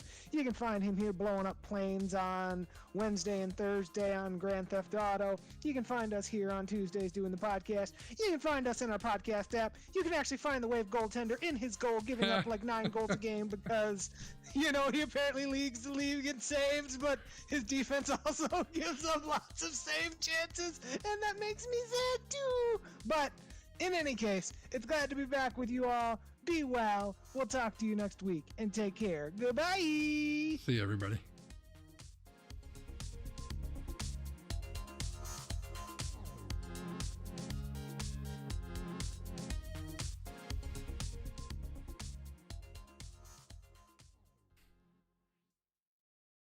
To be fair, I think he only gives up like 7. Wait, no, his goals against average went down because they benched him. he's probably at like 6.5 now. Man. There is this thing called the internet where I could look this up. It doesn't seem fun. That would require me to do work, and I don't know that I want to do that, but I'm going to do it anyway because I'm already here on my phone. Do it. Good podcast. It was a good podcast. I got a little bit crazy. I couldn't. Trying to. I was gonna say, I couldn't read half the stuff on my sheet, but I made it work. You did a good job. Couldn't even tell. That's the nice part. That's the nice part about like prepping the sheet, is I kind of know what I typed. So I'm like, that's what I said. Let's see. So let's check out our friend over here. What is your goals against average, sir? You have to wait for the page to load. Uh-oh. Is Apex going to load on my head today? No. Tonight we are playing GTA. Uh-oh. We're at Grand Theft Auto? Yeah, we got no Joe tonight. Joe's skipping out on us. So I thought, you know what? No Joe means GTA. At least tonight. All right. So So right now, our friend who I talk a lot about has 12 games played, a 6-5 win-loss record, 258 saves, 77 goals against, for goals against average of 6.86 per game. Oh, there you Has go. made 181 saves for a save percentage of 702. So, yeah. Now, what I want to know is how many shots against. I probably can find this out too, and no one on this podcast cares. But I'm gonna. You know, I was kind of- gonna say the only person that cares about this B is you, but It's I me. didn't want to be rude. Okay, well, I can see myself out then, and then I'll Oh, just you don't gotta message do you that. when I find out. I'll I'm just. see It's gonna take a out. minute to load up the game anyway. Takes a while. Yeah, I just want to see. Yeah. Let's figure this out. So, yeah, that's the interesting part. Like I've kind of come around to this. Maybe there is something to the defensive struggles piece. Yeah, for sure. Goodbye, old man Wiggum. Oh, I heard the blue doom. yeah, I shut that off, so I never hear that. But I saw him up in the corner because I've got it set up so that I can see who's on Discord, who's talking, and really Yeah, through chat. right. They can tell who's That's who. true. Apparently, this view doesn't show me how many shots this team has given up, so that's not going to help me. Team stats, that's what I want. By the way, Chad, I really am trying to load in the game. It does take this long. It happens. You know, people can just watch me choose a team. Oh boy, I don't want to do that. I could just put this guy Player on, stats. get a full screen of me, because everybody wants that crap. Everybody's gonna get a full screen of you. We like to see you, Skanzi. Well, maybe not a full screen, Except- but it's pretty big. Except, you know, we need to see that unprofessional hair of yours, but I don't see it. Yeah, that's a thing. That is a thing. Oh, come on, load already. Jeez. All right, so that is where it's at. Did you find your goals against or whatever? No, I'll figure it out later, Uh, or never, or sometime between now and never. oh, hey, It's wow. not terribly important because it's not going to change anything. Oh, that's fair. All right, who am I joining? I think I'm gonna join Emily. Oh, I can't join Emily. I can't join either of them. All right, I'm sending an invite. I can't invite Emily. Well, that person just ran up and shot me. What a fucking dick. We can't see the game, so we didn't get to see I it. know. I'm just trying to join people. It's just kind of interesting how this is like an open world where people just like randomly will. I think someone's cheating already. Like, I go into a game and they're cheating. But like, why would people just like randomly shoot you? Like, what is the point? They're not. They're cheating. So when you say cheating, like what? Like they're legitimately using cheat codes to cheat. There are cheat codes to do all kinds of shit. Basically, you kill. Like there was one game where we were playing where somebody in our squad, I'm not going to name names, decided to run their mouth and talk shit to the person in the chat, and then all of a sudden they killed everybody in the entire server. Yes, it was me. Have a sneaking I was gonna say, why do I have a sneaking suspicion that it was you? Yeah, it was me. Oh, I'm on the same server. There's the guy right there. Think I can shoot him? Oh, he just disconnected. I was gonna say, not if he shoots you first.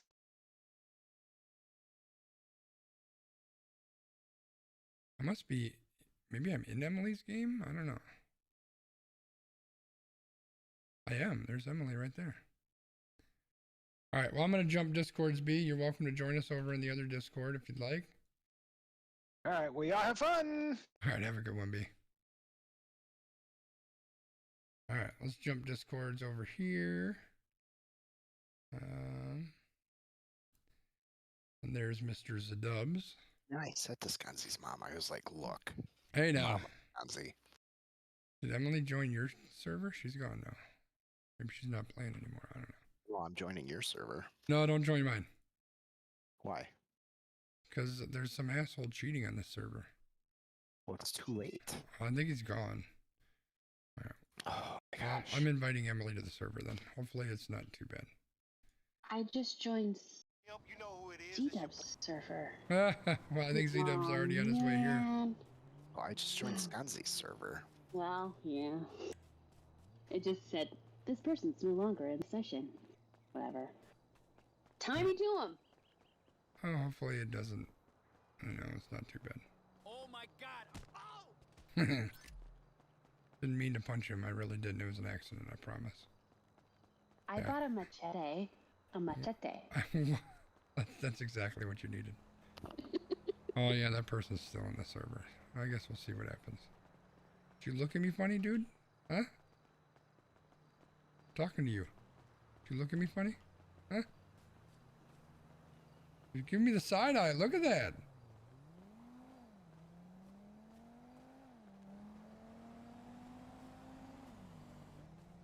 Alright, I'm not gonna punch him. Well, that would be a bad idea. Air vehicles are now available. They will self-destruct. What's the event?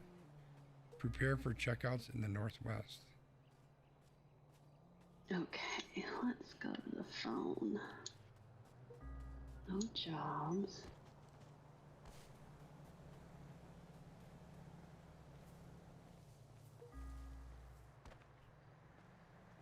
Let's go for a cheap shot sometime. I totally agree. Accept the game invite. Alright, I need a car.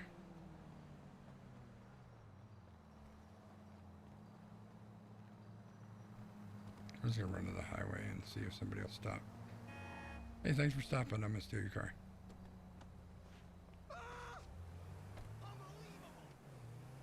Alright, I don't know where the closest, I'm gonna try to get one of these air things. I want the chopper, I probably want a plane. Oh, it said northwest, I think, where I needed to go to. I don't know. We're gonna go up here and we're gonna see what happens.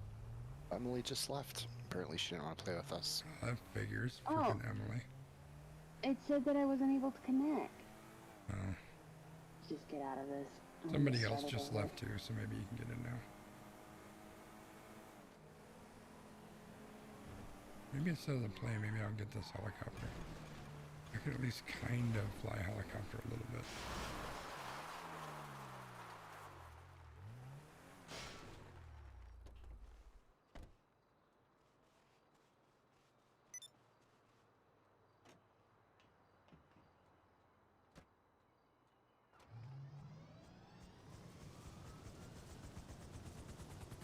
Oh, I'm in your guys' session now, I believe. Hey, great. Northwest, it says. Alright, I'm going to the northwest. What button do you push? The left button.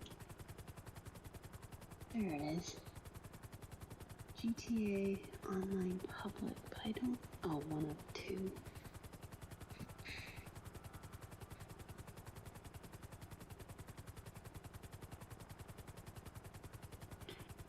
I'm not gonna make it to the northwest before that countdown's done.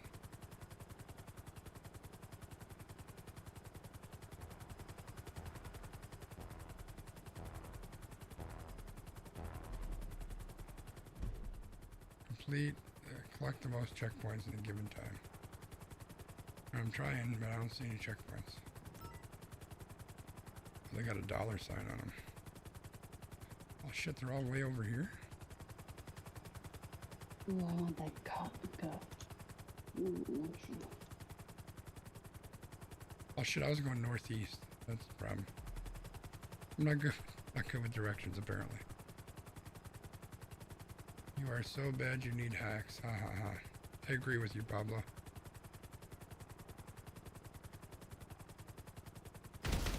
Oh, Jesus Christ.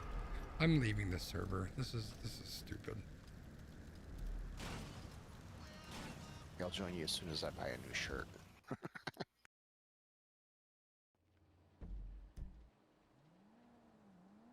Yeah, I was in a server earlier where some fighter jet just kept raining down on people.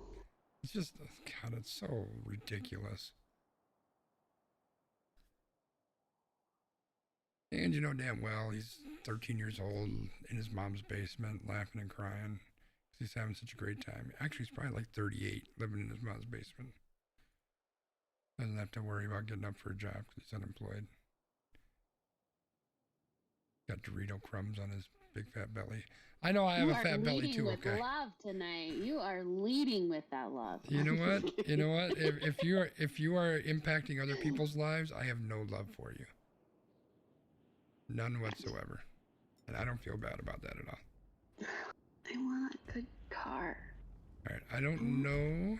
Well, I guess I can check and see if you guys are in my server. Oh, this guy's gonna turn around and kill me. I am not in your server, so you can probably join me now. Hanging out with the homeless I'm people. going to Is that die. what we're doing? We're joining you. Yeah, It's, I it's don't. all about Scanty. Well, you can play wherever the hell you want. I'm just not gonna play on that server.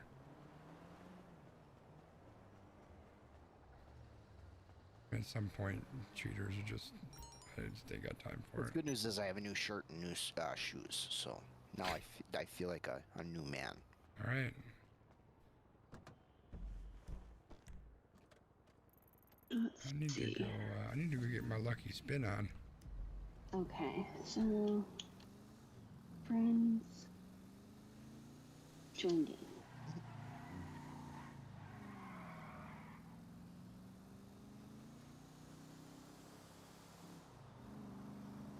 Yes.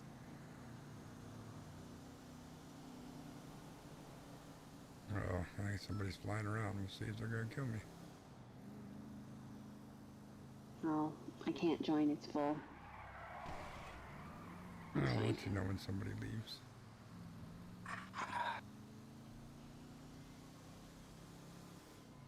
Someone just left.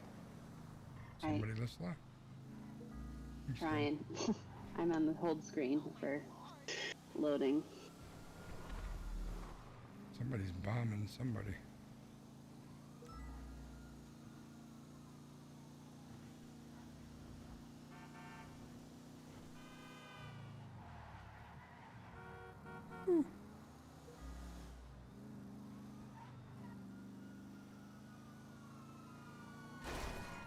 You dickhead. How did I get a star? That's dumb.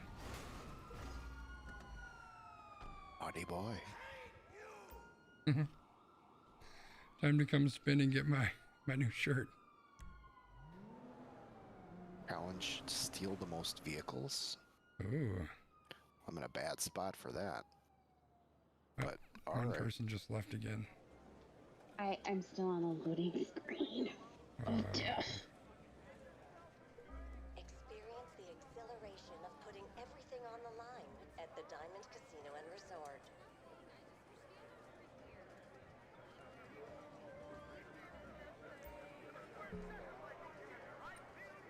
All right, here we go. Let's spin it up. Give me something that's not closed. And it's not going to be closed. 20 G's. I'll take 20 G's. Nice.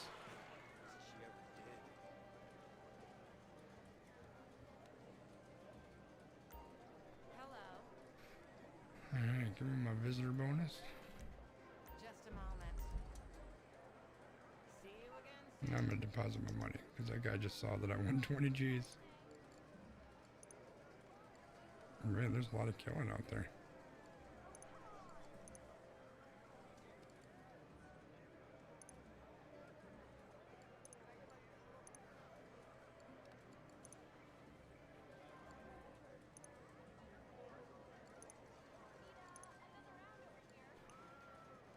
All right. Where's my drink at? Who took my drink? Still on the loading screen of death, Emily? Yeah. Nice. Big Bopper just killed 4 people and then died. So maybe another hacker? I don't know.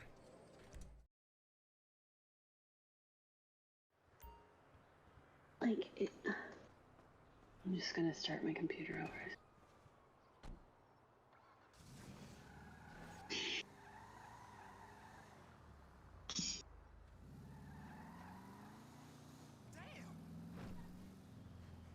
Put it in park. Yeah, right. I hear somebody over here doing something. I don't know what's going on.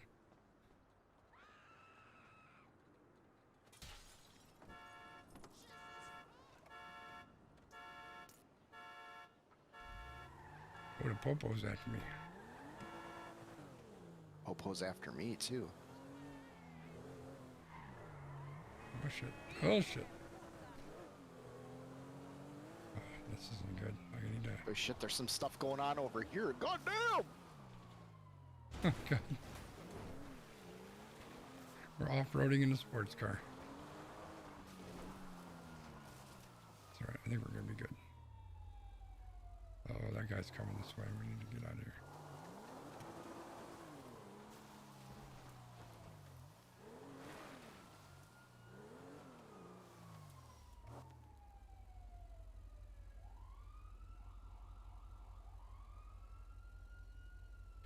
Come on, come on. Stupid stars, go away.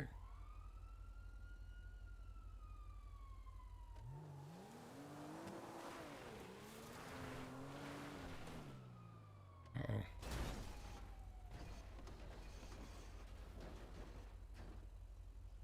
Oh, hey, stars are gone. Nice. All right, what do you got going on by you, Dubs? Lots of police. Lots of police. Are they chasing you, or they're just police around? Predictably. Yeah, you know, just, they wanted to say hello. I'm gonna come check it out. Pretty sure you have a bad guy coming after you, too.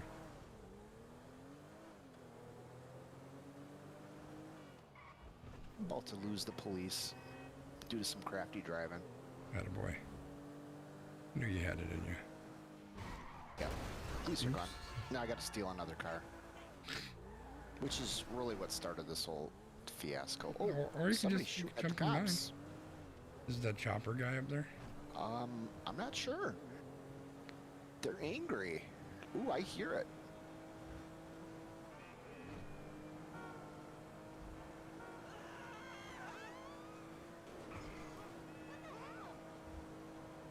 Oof.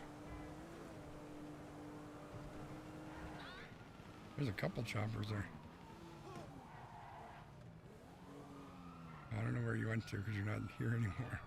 Well, that's because I'm dead, because the cops shot me. Oh, Because you know, hashtag Black Lives Matter. I'm on my way. It's like a tasty little... You have to pardon me, Sconzi. I'm just, oh, she's gonna need a chiropractor. I think you need more than a chiropractor. Where are we going? What are we doing? I have no idea. Ooh.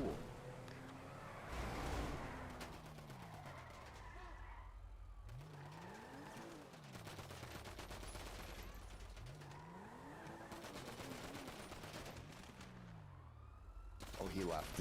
That's no fun. What a fucking loser. What a loser. Oh, hey, the cops are after me now. I'll help you out, Sconzi. I got you. Then again, the police may or may not be after me as well, so... Oh, damn. I wasn't... I clipped him. I didn't mean to run him over. He was standing in the middle of the fucking road. Oh, damn.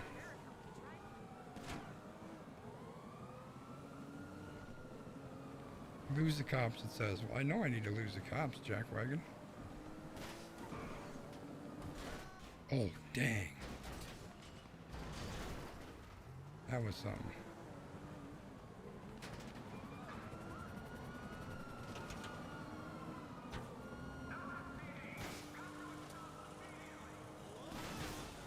Oh, shit. shit, they shot out my tires.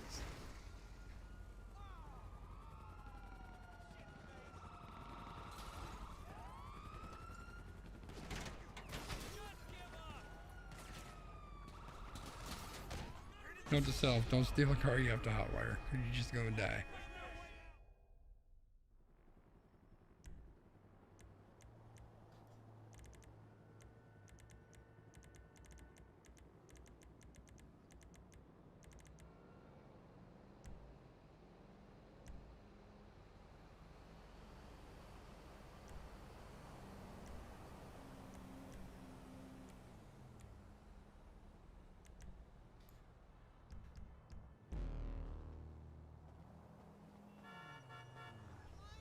Holy moly! Being chased by an angry player. I wish it made it easier for me to find where you're at.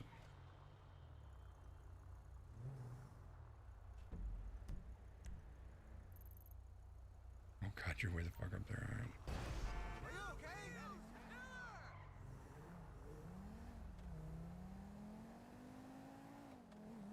Are you being chased by the chopper guy or someone else?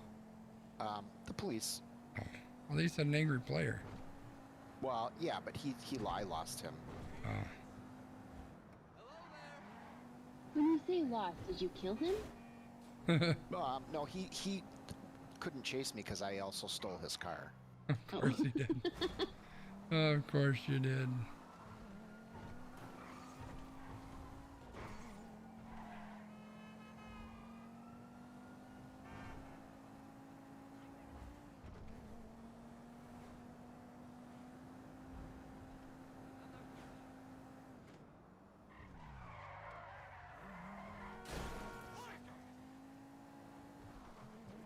So there's like 9,000 screens you have to get through just to get to like one place.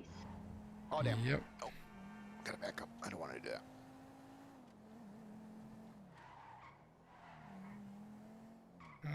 Which way did the dumps go? Oh, he's way the fuck over there now. Hey, you at the casino? Yeah, I figure I might as well.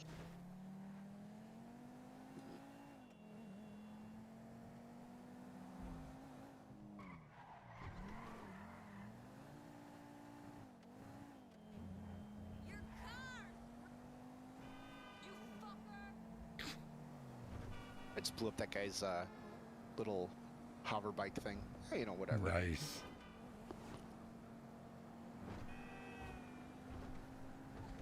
That's the moral of the story. Is don't leave it parked outside the casino.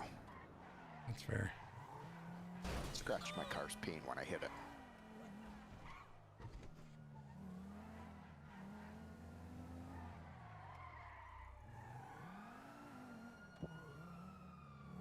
Ooh, somebody's Emily got just him. left. Oh, Emily left again. It's a baller truck. Somebody has her. It just kicked me out. I don't. I'm going to give up at some point. Like, this is ridiculous. Huh. Because now it's trying to load just regular GTA. Yeah, it's always fun when it decides to do that for you. That's a sharp looking car. It'll look even sharper with me in it. Why? Oh god. Literally a cop drove by just as I started hotwiring this car. Get out of here.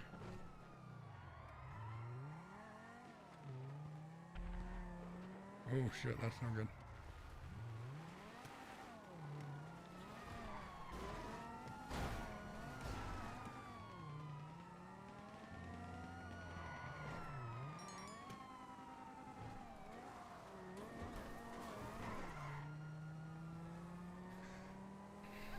I think there was a player trying to follow me too. Very poorly, but he was trying.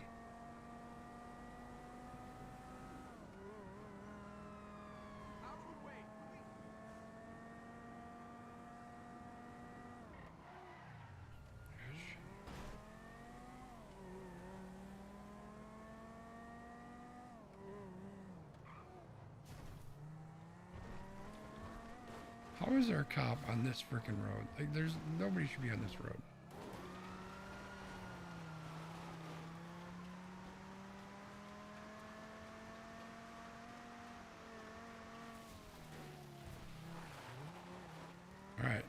should be clear now. Unless that guy catches up to me from back there, but that shouldn't happen. Or another random cop. Oh, dude, come on. How is there a cop here?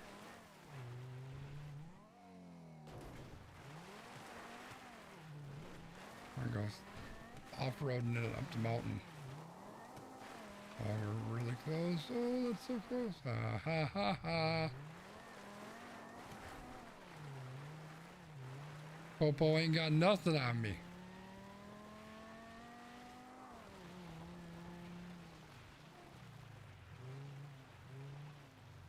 This is kind of a nice view up here. Need to take a screenshot. Print screen.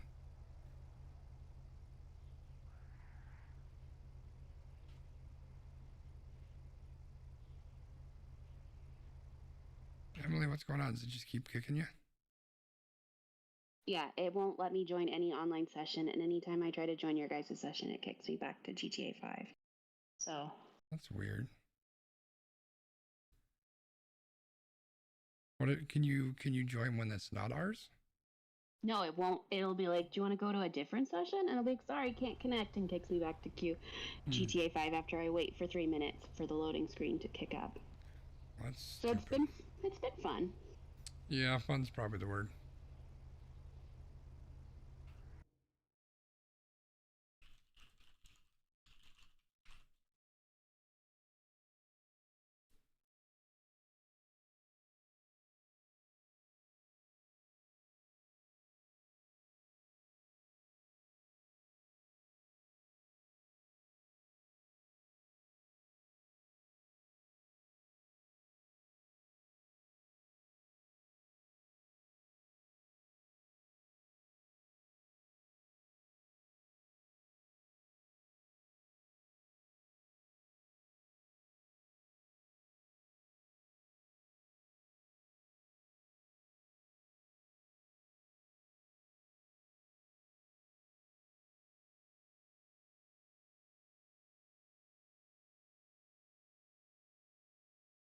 Did it work?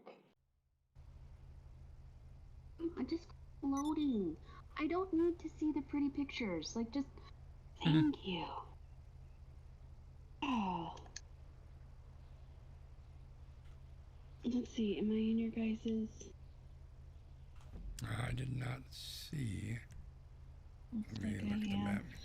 Yep. I think I You am because are. it doesn't say to join you guys. Yep, that's you right there. It crashes as I leave my apartment. What happened? No, it would watch it crash as I leave my apartment. You know. Oh, yeah. Well, you said that, and your icon disappeared, and I was like, wait, what? I think it disappeared because you were in your apartment or leaving the apartment. Yeah. Oh. Oh, this is gonna hurt. Oh, that's gonna hurt and be awesome at the same time. Oh, nice.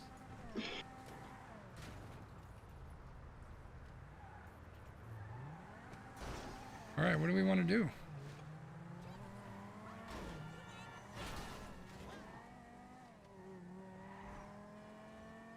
Jack wagon. Oops. Where is Sconzy?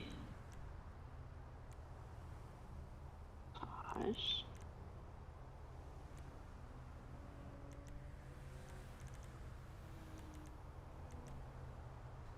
You both got invited to the motorcycle club. Oh. If you care to join, you know, you don't gotta. What are you doing? I just invited you to the motorcycle club. I gotta lose the fuzz first, because, you know, that's like the state of my existence in this game.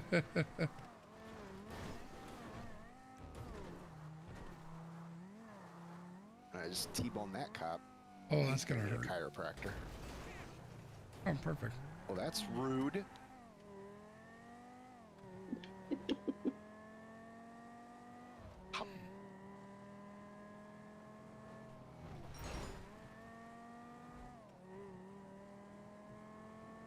I want this. Okay, they got me. I'm trying to follow this chat here. There's some interesting chat going on.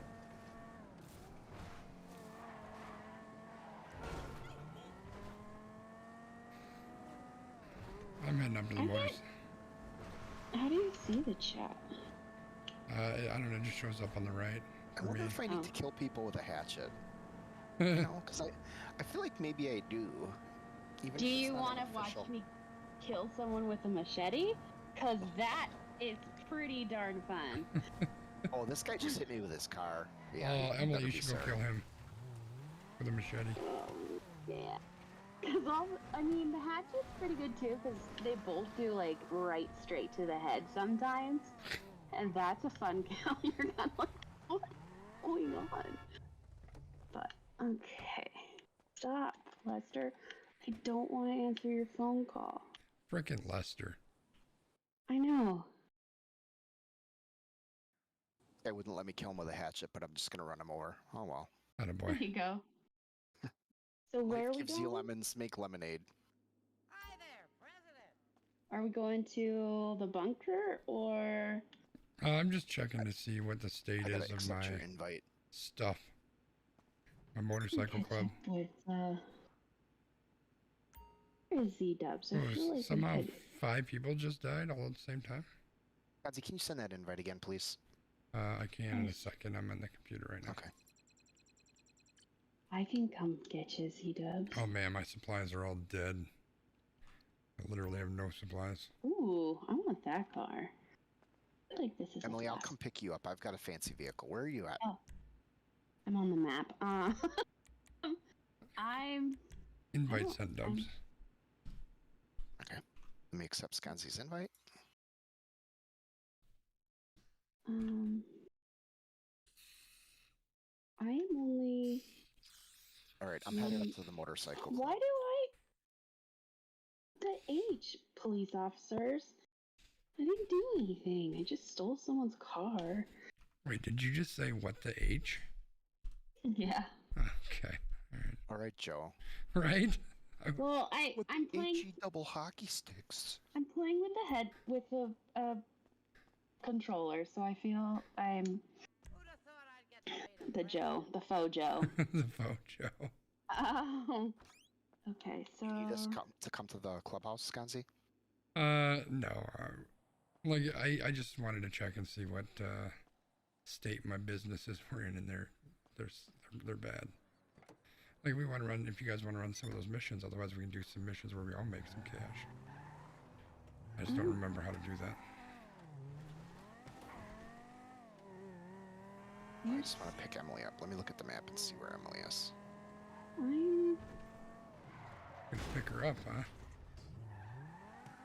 pick me up. Way up there. Bye, go. You're not that far. I'll come to you. Stay where you are. Okay. Oh, that lady's gonna need a physician. A good general practitioner. Oh, A GP. Perhaps an orthopedist. Ooh. wait, did that guy get out the car to chase me down? He totally did. I'm gonna make some money. Should have stayed in your car, pal. No money on this one. I'm almost there, Emily. Yeah. I'll just walk around the middle of the street with my machete.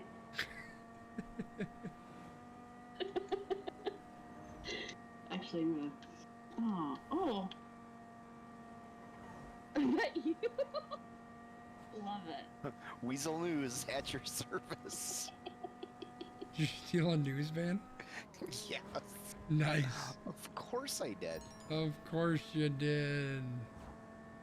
She did. But it's working. Oh, what's going on Oh, here? oh, do we need to... Emily and I are of the same mind. You guys are gonna go kill some people Oh, with there's a machetes? bodybuilder. Oh.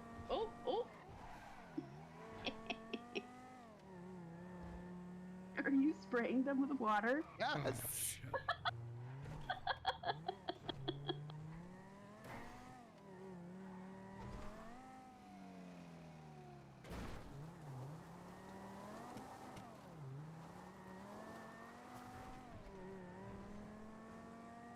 Nancy, do you need a ride? I'm on my way to you. Oh, shit, you're right here. I mean, my car is pretty fancy. Is it as fancy as ours? So's ours. I don't know. Mine might be pretty nice. Not great stopping power though, huh? Yeah, but look, I'm giving. Let me give you a car wash. It needs more than a wash. All right, I'm on. Let's go. Where are we off to? I don't know. The sky's the limit in this thing. Can you take trains yet? First of all, hey, Mookow Ridge is here. Except I don't have the right sounds up. There we go, Mookow Ridge.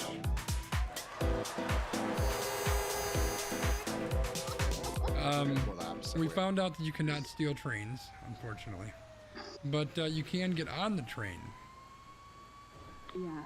We, Mike and I were playing around with it offline Friday night, I think. And we spent probably a half an hour at frickin' midnight trying to jump a vehicle onto the train. And he finally made it. I did not. At one point, I was chasing the train and I got ahead of it. And I found a bridge, so I hopped up on the bridge to try to jump off onto the train. And I missed the train. And then somehow I pressed the space bar and my guy just climbs up on the train like nothing. It's just interesting and kind of We should go yes. see if there's a fire to put out. We should.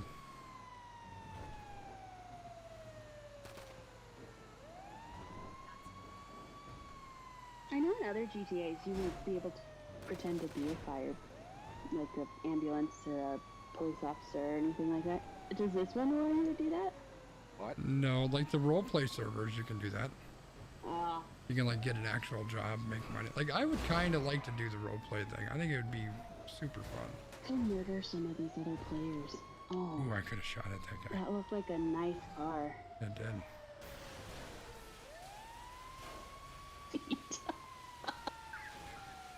Oh no, this is gonna crash my graphics card. You killed him with the water. Oh no.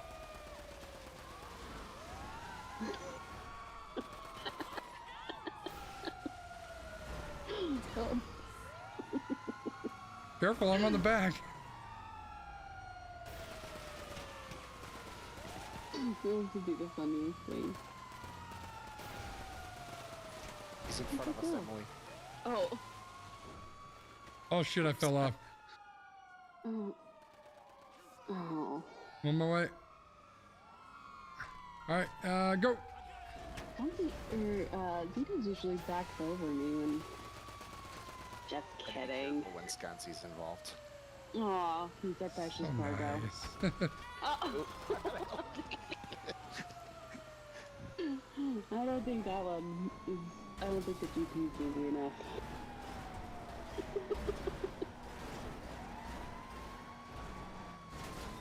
Oh jeez. Coming up on a player right there. Ooh. Alright. Okay. Oh, we're in a fast car. Oh, we're turning around. Oh, wow. And this thing handles like a pig, so. Oh, they're coming after us now. Huh? Oh, someone's shooting shit at us. I don't know what the fuck it is. Ooh. Oh, dang! Demon Okay, God bloated us up. I was just trying to put out the fire. Demon God. How did he Demon shoot an God wants to explosive from die. his car? Like, it doesn't allow me to do that. Maybe I just don't have the right explosive gun. Survival series? is a What is nice survival car, eh? series? Get in, Emily. Whew. We're gonna go revenge ourselves. Oh, Demon God died. Damn right he But did. I say we find him and kill him again. Mm-hmm. Probably right there at that corner.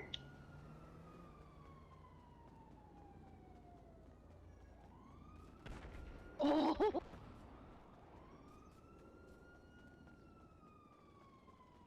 Well,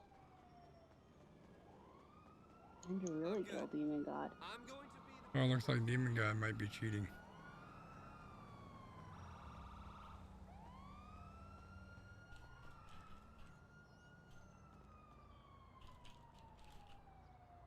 Like, oh.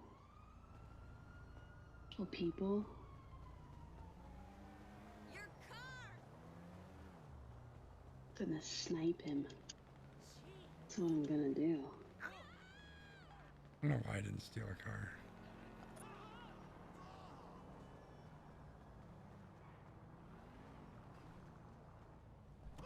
Actually, I'm going to rocket launcher him. He's right here by me. He's running. Oh. When you have a rocket launcher, you can't run very fast. Come on. There's stairs. Oh. Disappeared. Like, I literally ran into him at like 50 miles an hour and nothing happened. Where is he? Oh! The roleplay thing sounds like a job. That's true. Now that I'm done at work for a day, let me go work for the night. You know, you're not entirely wrong. All right. He's cheating now.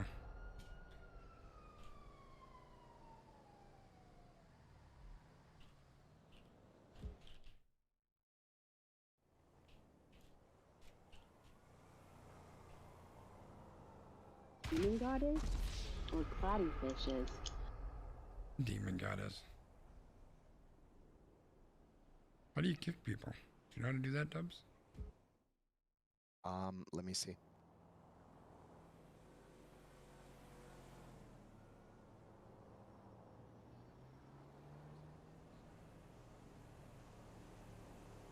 Oh. Oh. Okay. Bring it, buddy. Come on, fella. Fella.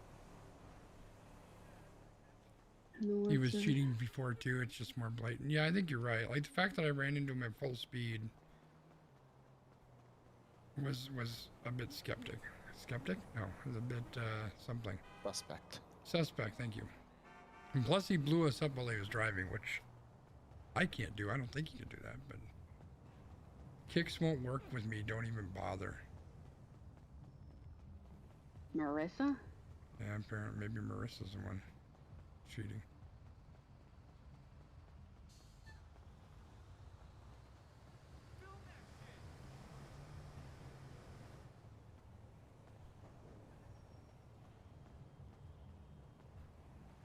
Well, I got a perfectly wonderful police car. Does anybody need a ride in a police car? Sure.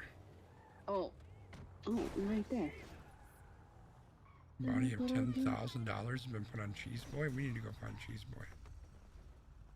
Jesus Christ! T-Dubs died. All right, let's go find Cheese Boy. I'm gonna look him up. Cheese combo. Cheese Boy. Oh, he must have left or something, or he died. Where is our Dubs? Cheese Boy left and Z-Dubs died. I'll see if I can find him.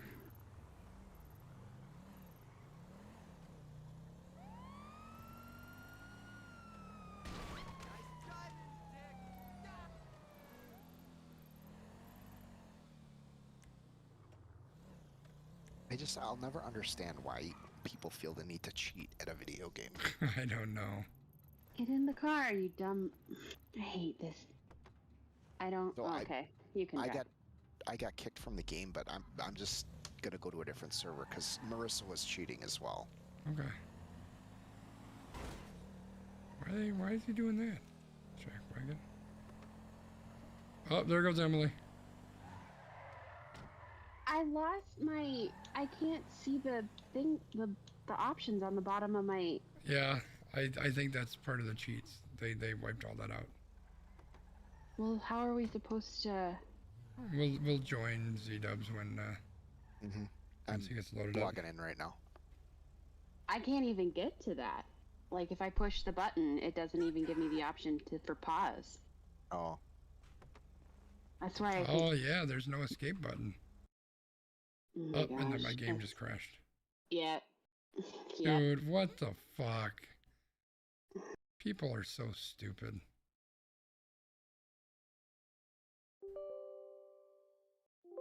Oops.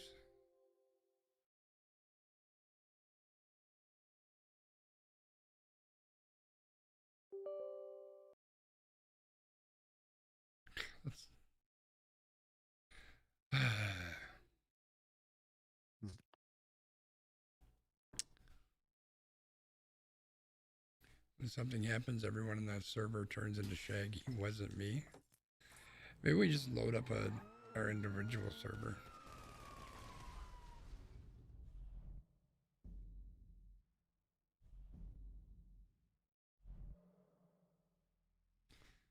I don't know. It's stupid. Such a fun game too, and then people ruin it with that kind of garbage. Yeah.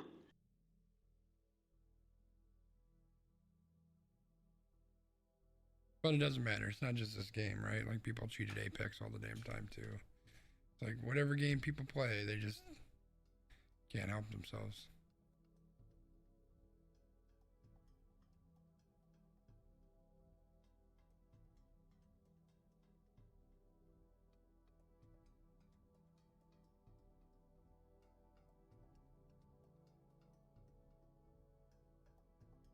We used to have to play games like Borderlands, where it's multiplayer, but there's nobody else in the game except us. That's what we need to do. What's Borderland? It's a first-person action shooter kind of game. Ah. There's a new Borderlands coming out in the end of this month, which I'm very excited to play. Kind of D&D-ish.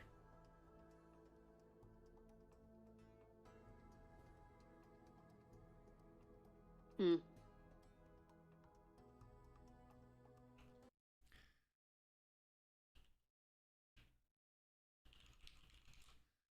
I'll put a link in the chat for anybody interested in checking it out. There you go. Tiny I'm in a Tina's server Wonderlands. if you guys want to join me. Okay, mine's loading up. Trying. So probably by Thursday I should be able to join you. Yeah.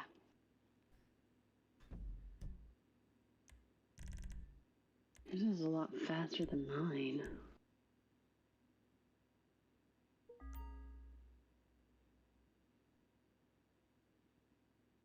So Moo Cow Rich, did you order yourself a computer?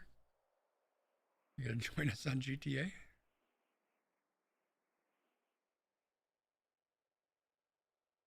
I want that Beetle.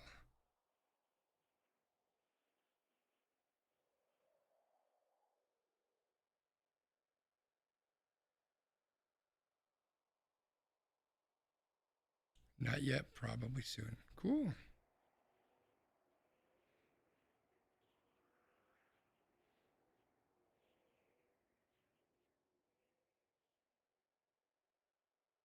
I am trying to join you right now, Dubs. In fact, it's loading in right now. I haven't even got through the first loading online screen, so I don't know. It's like Montana internet. Probably. You know, we just got it here, guys, so. It's not even dial-up. I just got the internet. It's not even dial-up. It's wind-up. You got to go outside and crank it. Fandango thing. We done got the internet something here. Next week we're getting the running water and the indoor plumbing. Oh my gosh. I was telling a story to Wiggum, and he's like, "You're just proving my point that Yellowstone is completely accurate." Soon I ain't going to even need to eat bear meat all the time. Nope. We call that free meat here in Montana. Oh, we're gonna go back. I'm gonna just make sure my friends. Oh, great. We got a spammer. So that's... should be good.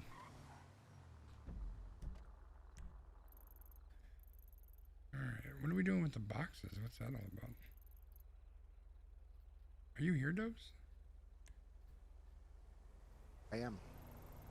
Where are you located?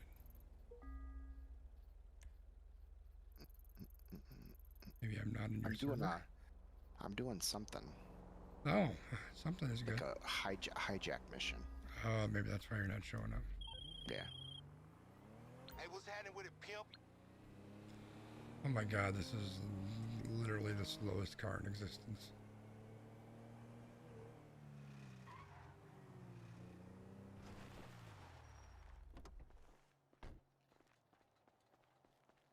Do I get the truck? No, I'm gonna get this thing. I just need to make enough money so I can buy a stupid dock tee so these people stop talking to me. What is the dock tease all about? I don't know, but I just keep getting Lamar calling me every time I load in, going, "You need to sign on to dock tees and get a dock or a super yacht." Jesus Christ. I'm like, no, I don't want to.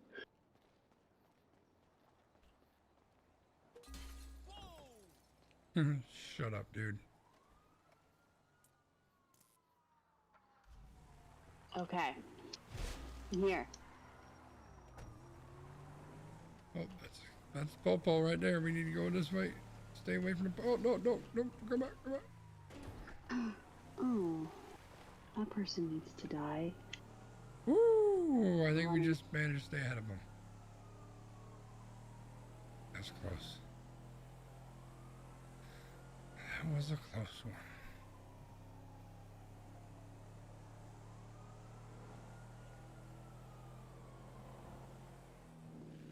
Look how I can murder somebody. Cops don't care. Steal a car. Cops are all over me.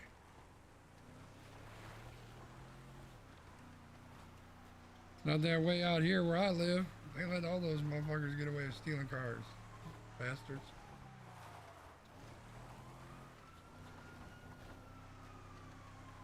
Alright, cops. Oh god, what is this? Oh, that's Z-Dubs? Oh, we did.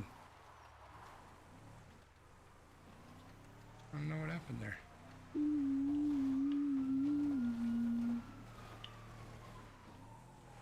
Where are we going? Oops. Let's see. Where are you?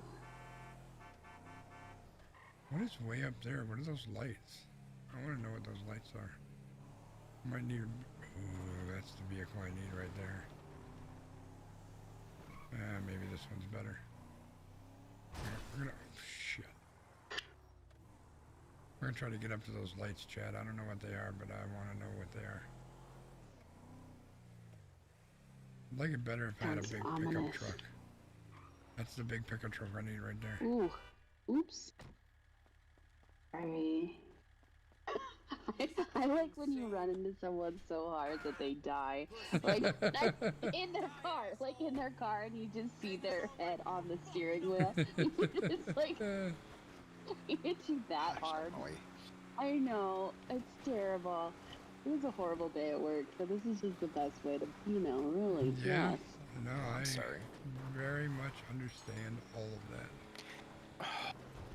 Did you get booted or something, Dubs? And then it puts, huh? Did you get booted or something?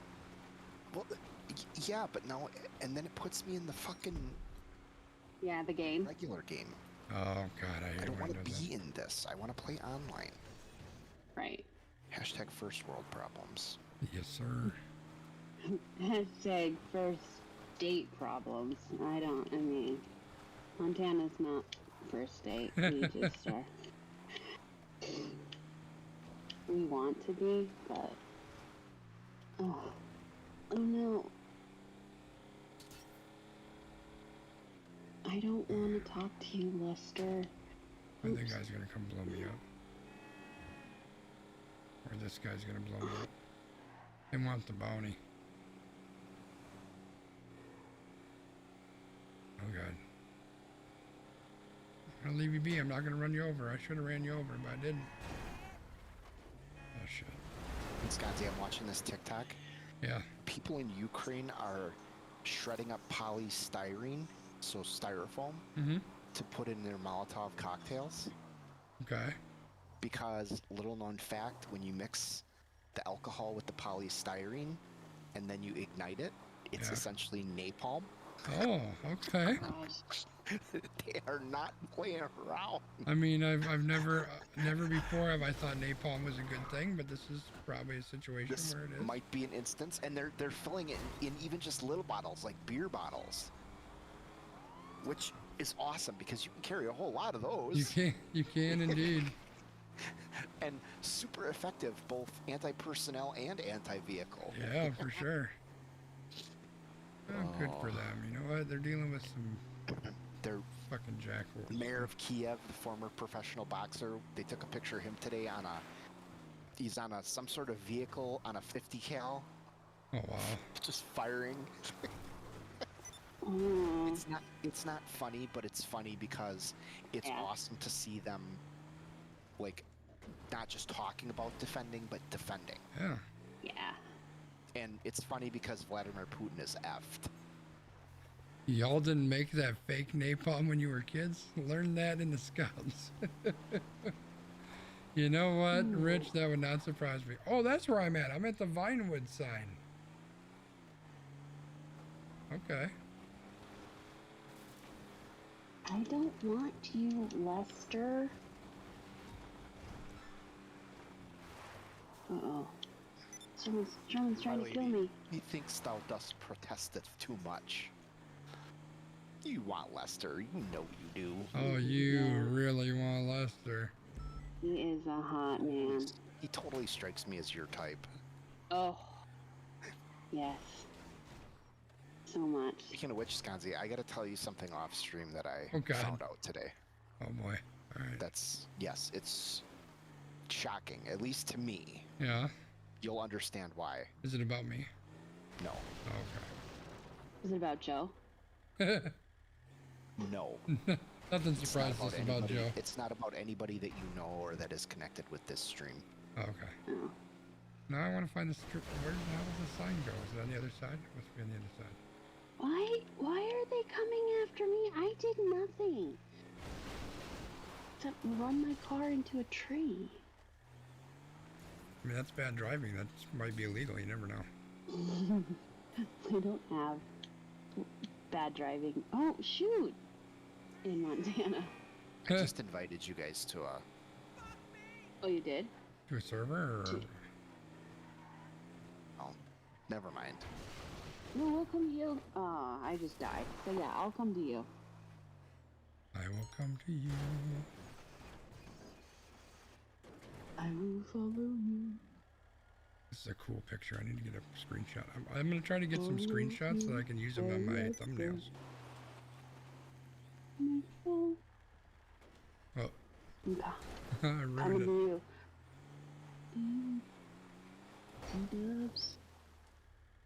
That's a cool picture right there. Oh, it says the session you're trying to join is currently full of players. Do you want to join a queue?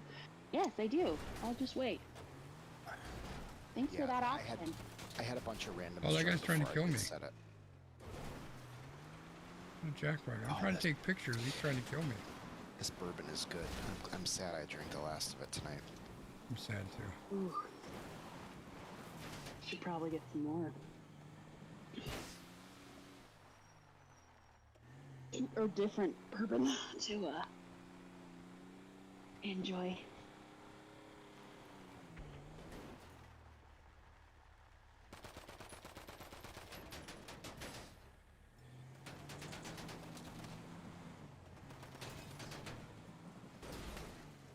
Did I join D-Dub's party?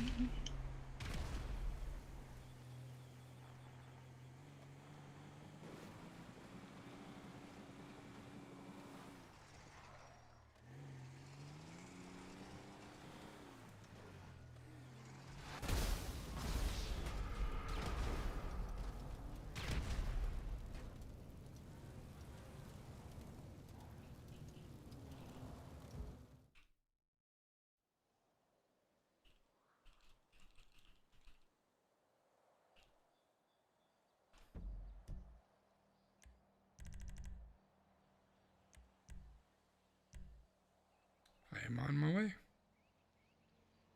After I told that guy he's a really great player. Enjoy the $1,000. Kudos. Can you blow up the Vinewood sign? I doubt it. But that sounds like something we should try. 100%.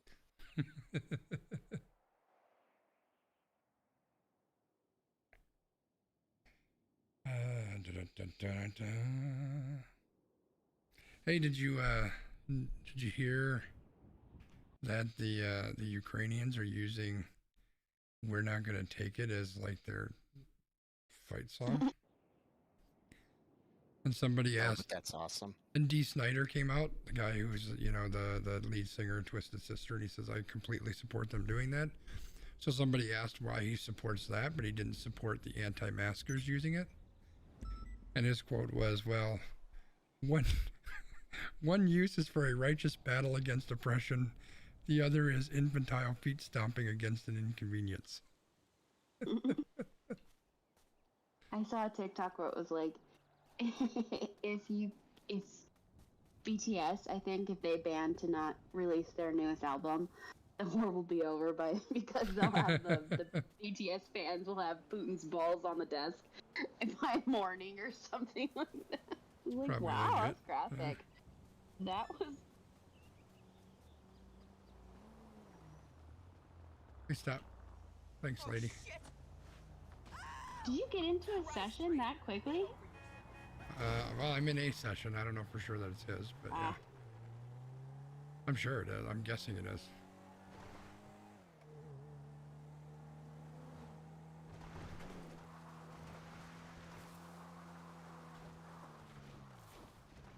That's a good screenshot.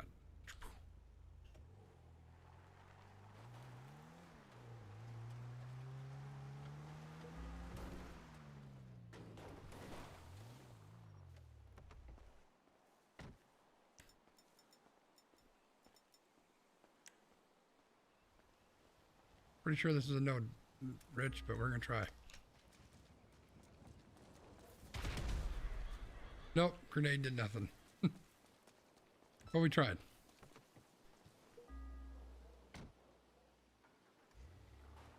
Alright, let's see if we're in with the dubs. We may not be. Are you in a mission or challenge thing or something, Dubs? Yeah. Oh, that's probably. Yeah. All right. Well, what do we want to go do? There's a race right here.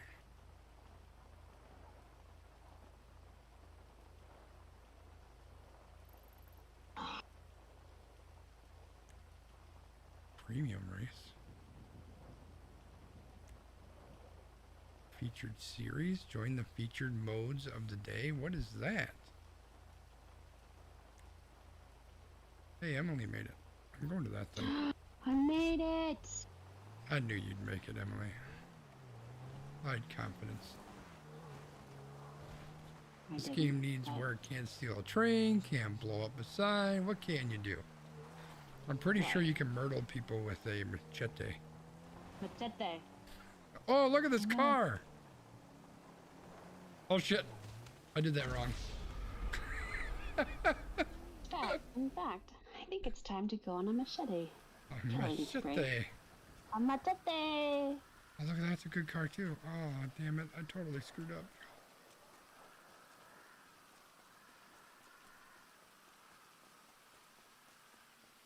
Oh, we need to go back over to there. There we go. Oh, damn it. Look at that. It's a nice car too. I'm just going to sit here and wait for a nice car, apparently. This seems to be a place where there's nice cars a lot. And then this fucking thing comes. Get out of here. I'm not taking you. Actually, that's kind of a nice car too. Oh, this is the car. Please stop. Don't run me over. I'm just a lonely person walking around who's not going to steal your car. I lied. I stole your car. That's a nice car. Joe Mama left.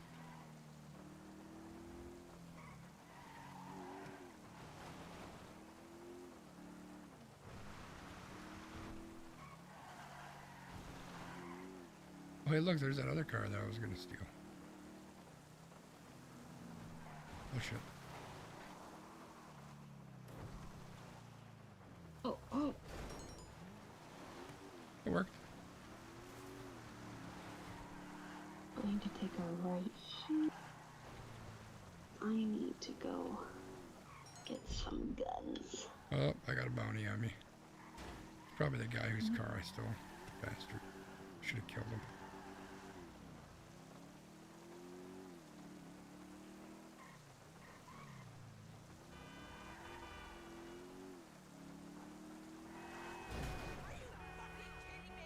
Really? You're gonna talk to me that way?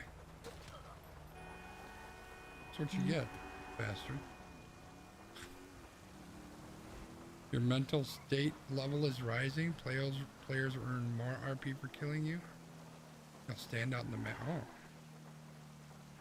You're still in a queue to join a full session. Maybe I'm not in Z-Dub session. Never asked me to join a queue, I don't think, unless I wasn't paying attention.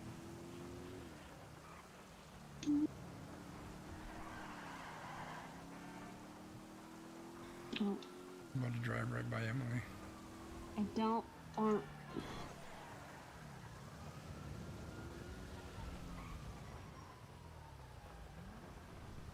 There should just be like, when you go into the ammunition, there should just be fill up all, you know, like. That's why I just use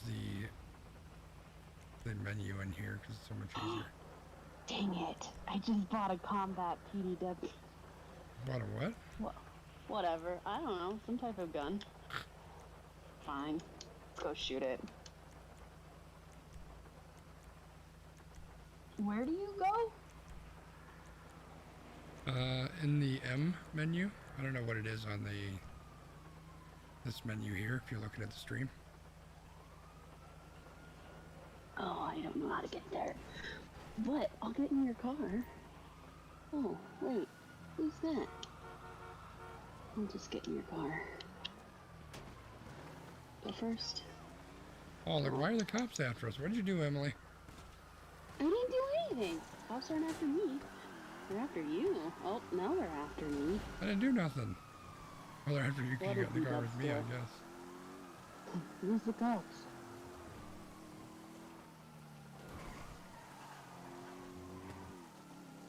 I didn't even have a chance to shoot the gun. Like, I wanted to shoot her, but...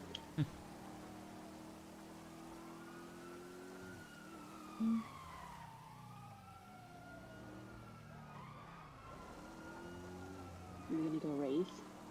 I don't know what this is. Trapdoor 4.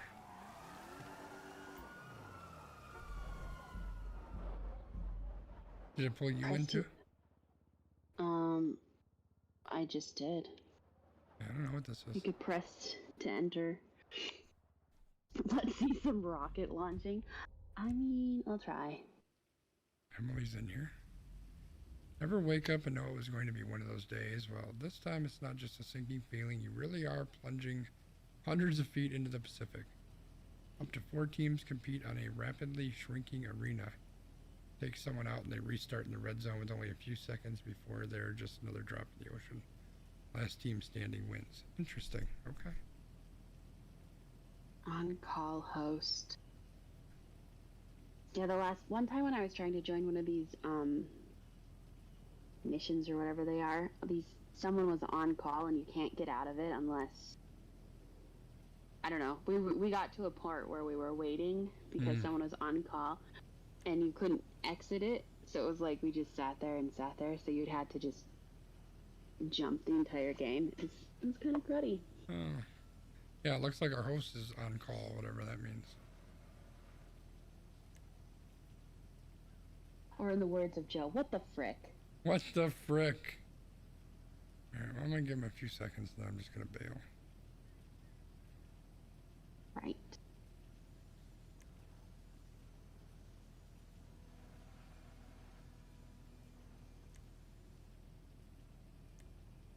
Come on, dude. How are they a level? Oh, he left. Alright, we got a new host. Yeah, we got like a level 700 something, 800 something. Yeah. Emily and I are level 21. There's a level 5 dude. There's a level 4 and 7 in there too, so we're not too bad. Yeah. We're like not middle of the pack. worst. Right.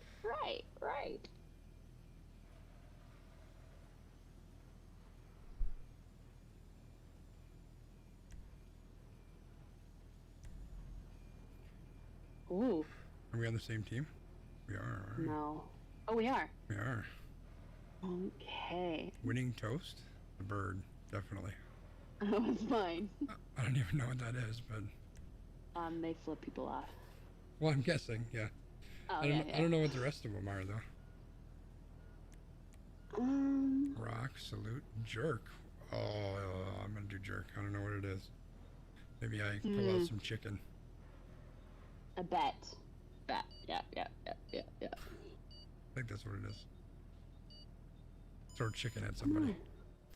All right, so I think we're supposed to like shoot at people or beat people up or something.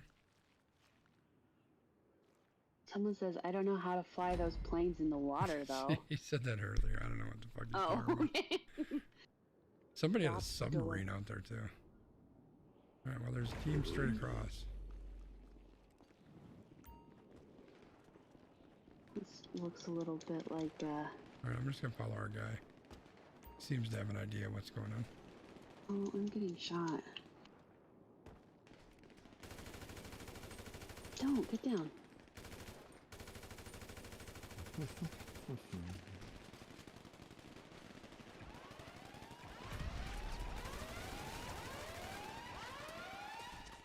Ooh. You're limited to... Oh, get down. Get down. Oh, yes. Jump. Jump. Oh, I'm dead. Leave the red platform. I'm leaving.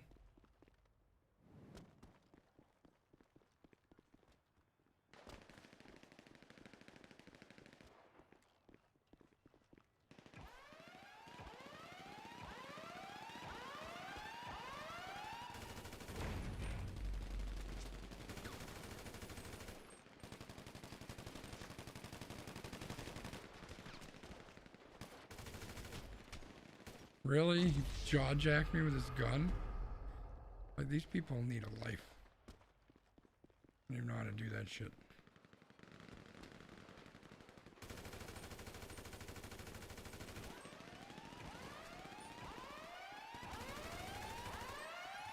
Sucks. Oh. Now I'm in the water? Are you in the red? No, Oh, snap. I don't know what I just did. How does someone have a scope? Must have picked up an extra gun or something. This is the guy with the scope.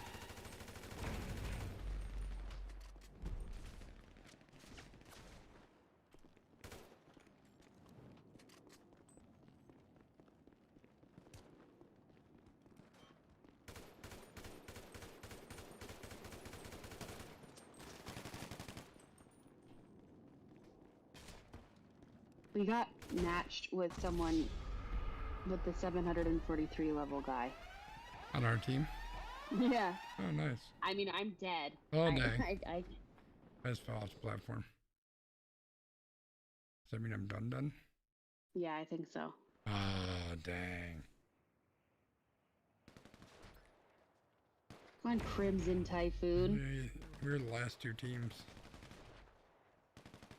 Yeah, it's between him, the 835. I think we're done. We got second, though. That's not horrible. Oh, wait. He's back. He just needs to get off the red before it disappears. Okay, he made it. Oh. Get him! Get him! Get him! Wow. Oh. I don't even know how you jaw jack somebody. Oh, he made it. Or how you roll. I should look that up. Oh, no, I don't want to leave. Oh, then the platforms disappear as they go. Yeah. Dude, look at the two people who are left are 600 plus. Yeah. Oh. Yeah, this is an uphill battle for this dude. Seems to be. Alright, guys, You done? All right, Dubs. Yeah. Have a good night, man. I'm gonna be guys. done after this one too. Yeah. It's about that time. It was an unfortunate Loser. session. I mean, I'll take the 5. I Yeah, don't mind. that's not bad. It's the easiest 5 Gs I've made. Right?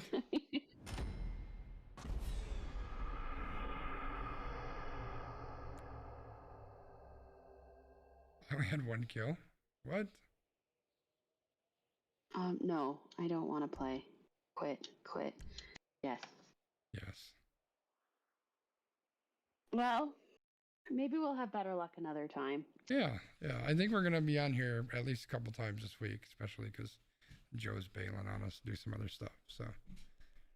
Gosh darn bit, Joe. Yep, freaking Joe. Okay, well, you have a wonderful night. Yeah, you too. Thank you. Thanks. Bye. All right, well, as that thing's wrapping up, chat, I'm going to say goodnight. But thank you all for being here. I appreciate you all being here. Had a good podcast. Had some GTA fun. Had some people who are cheating because that seems to be what GTA is a lot of the time.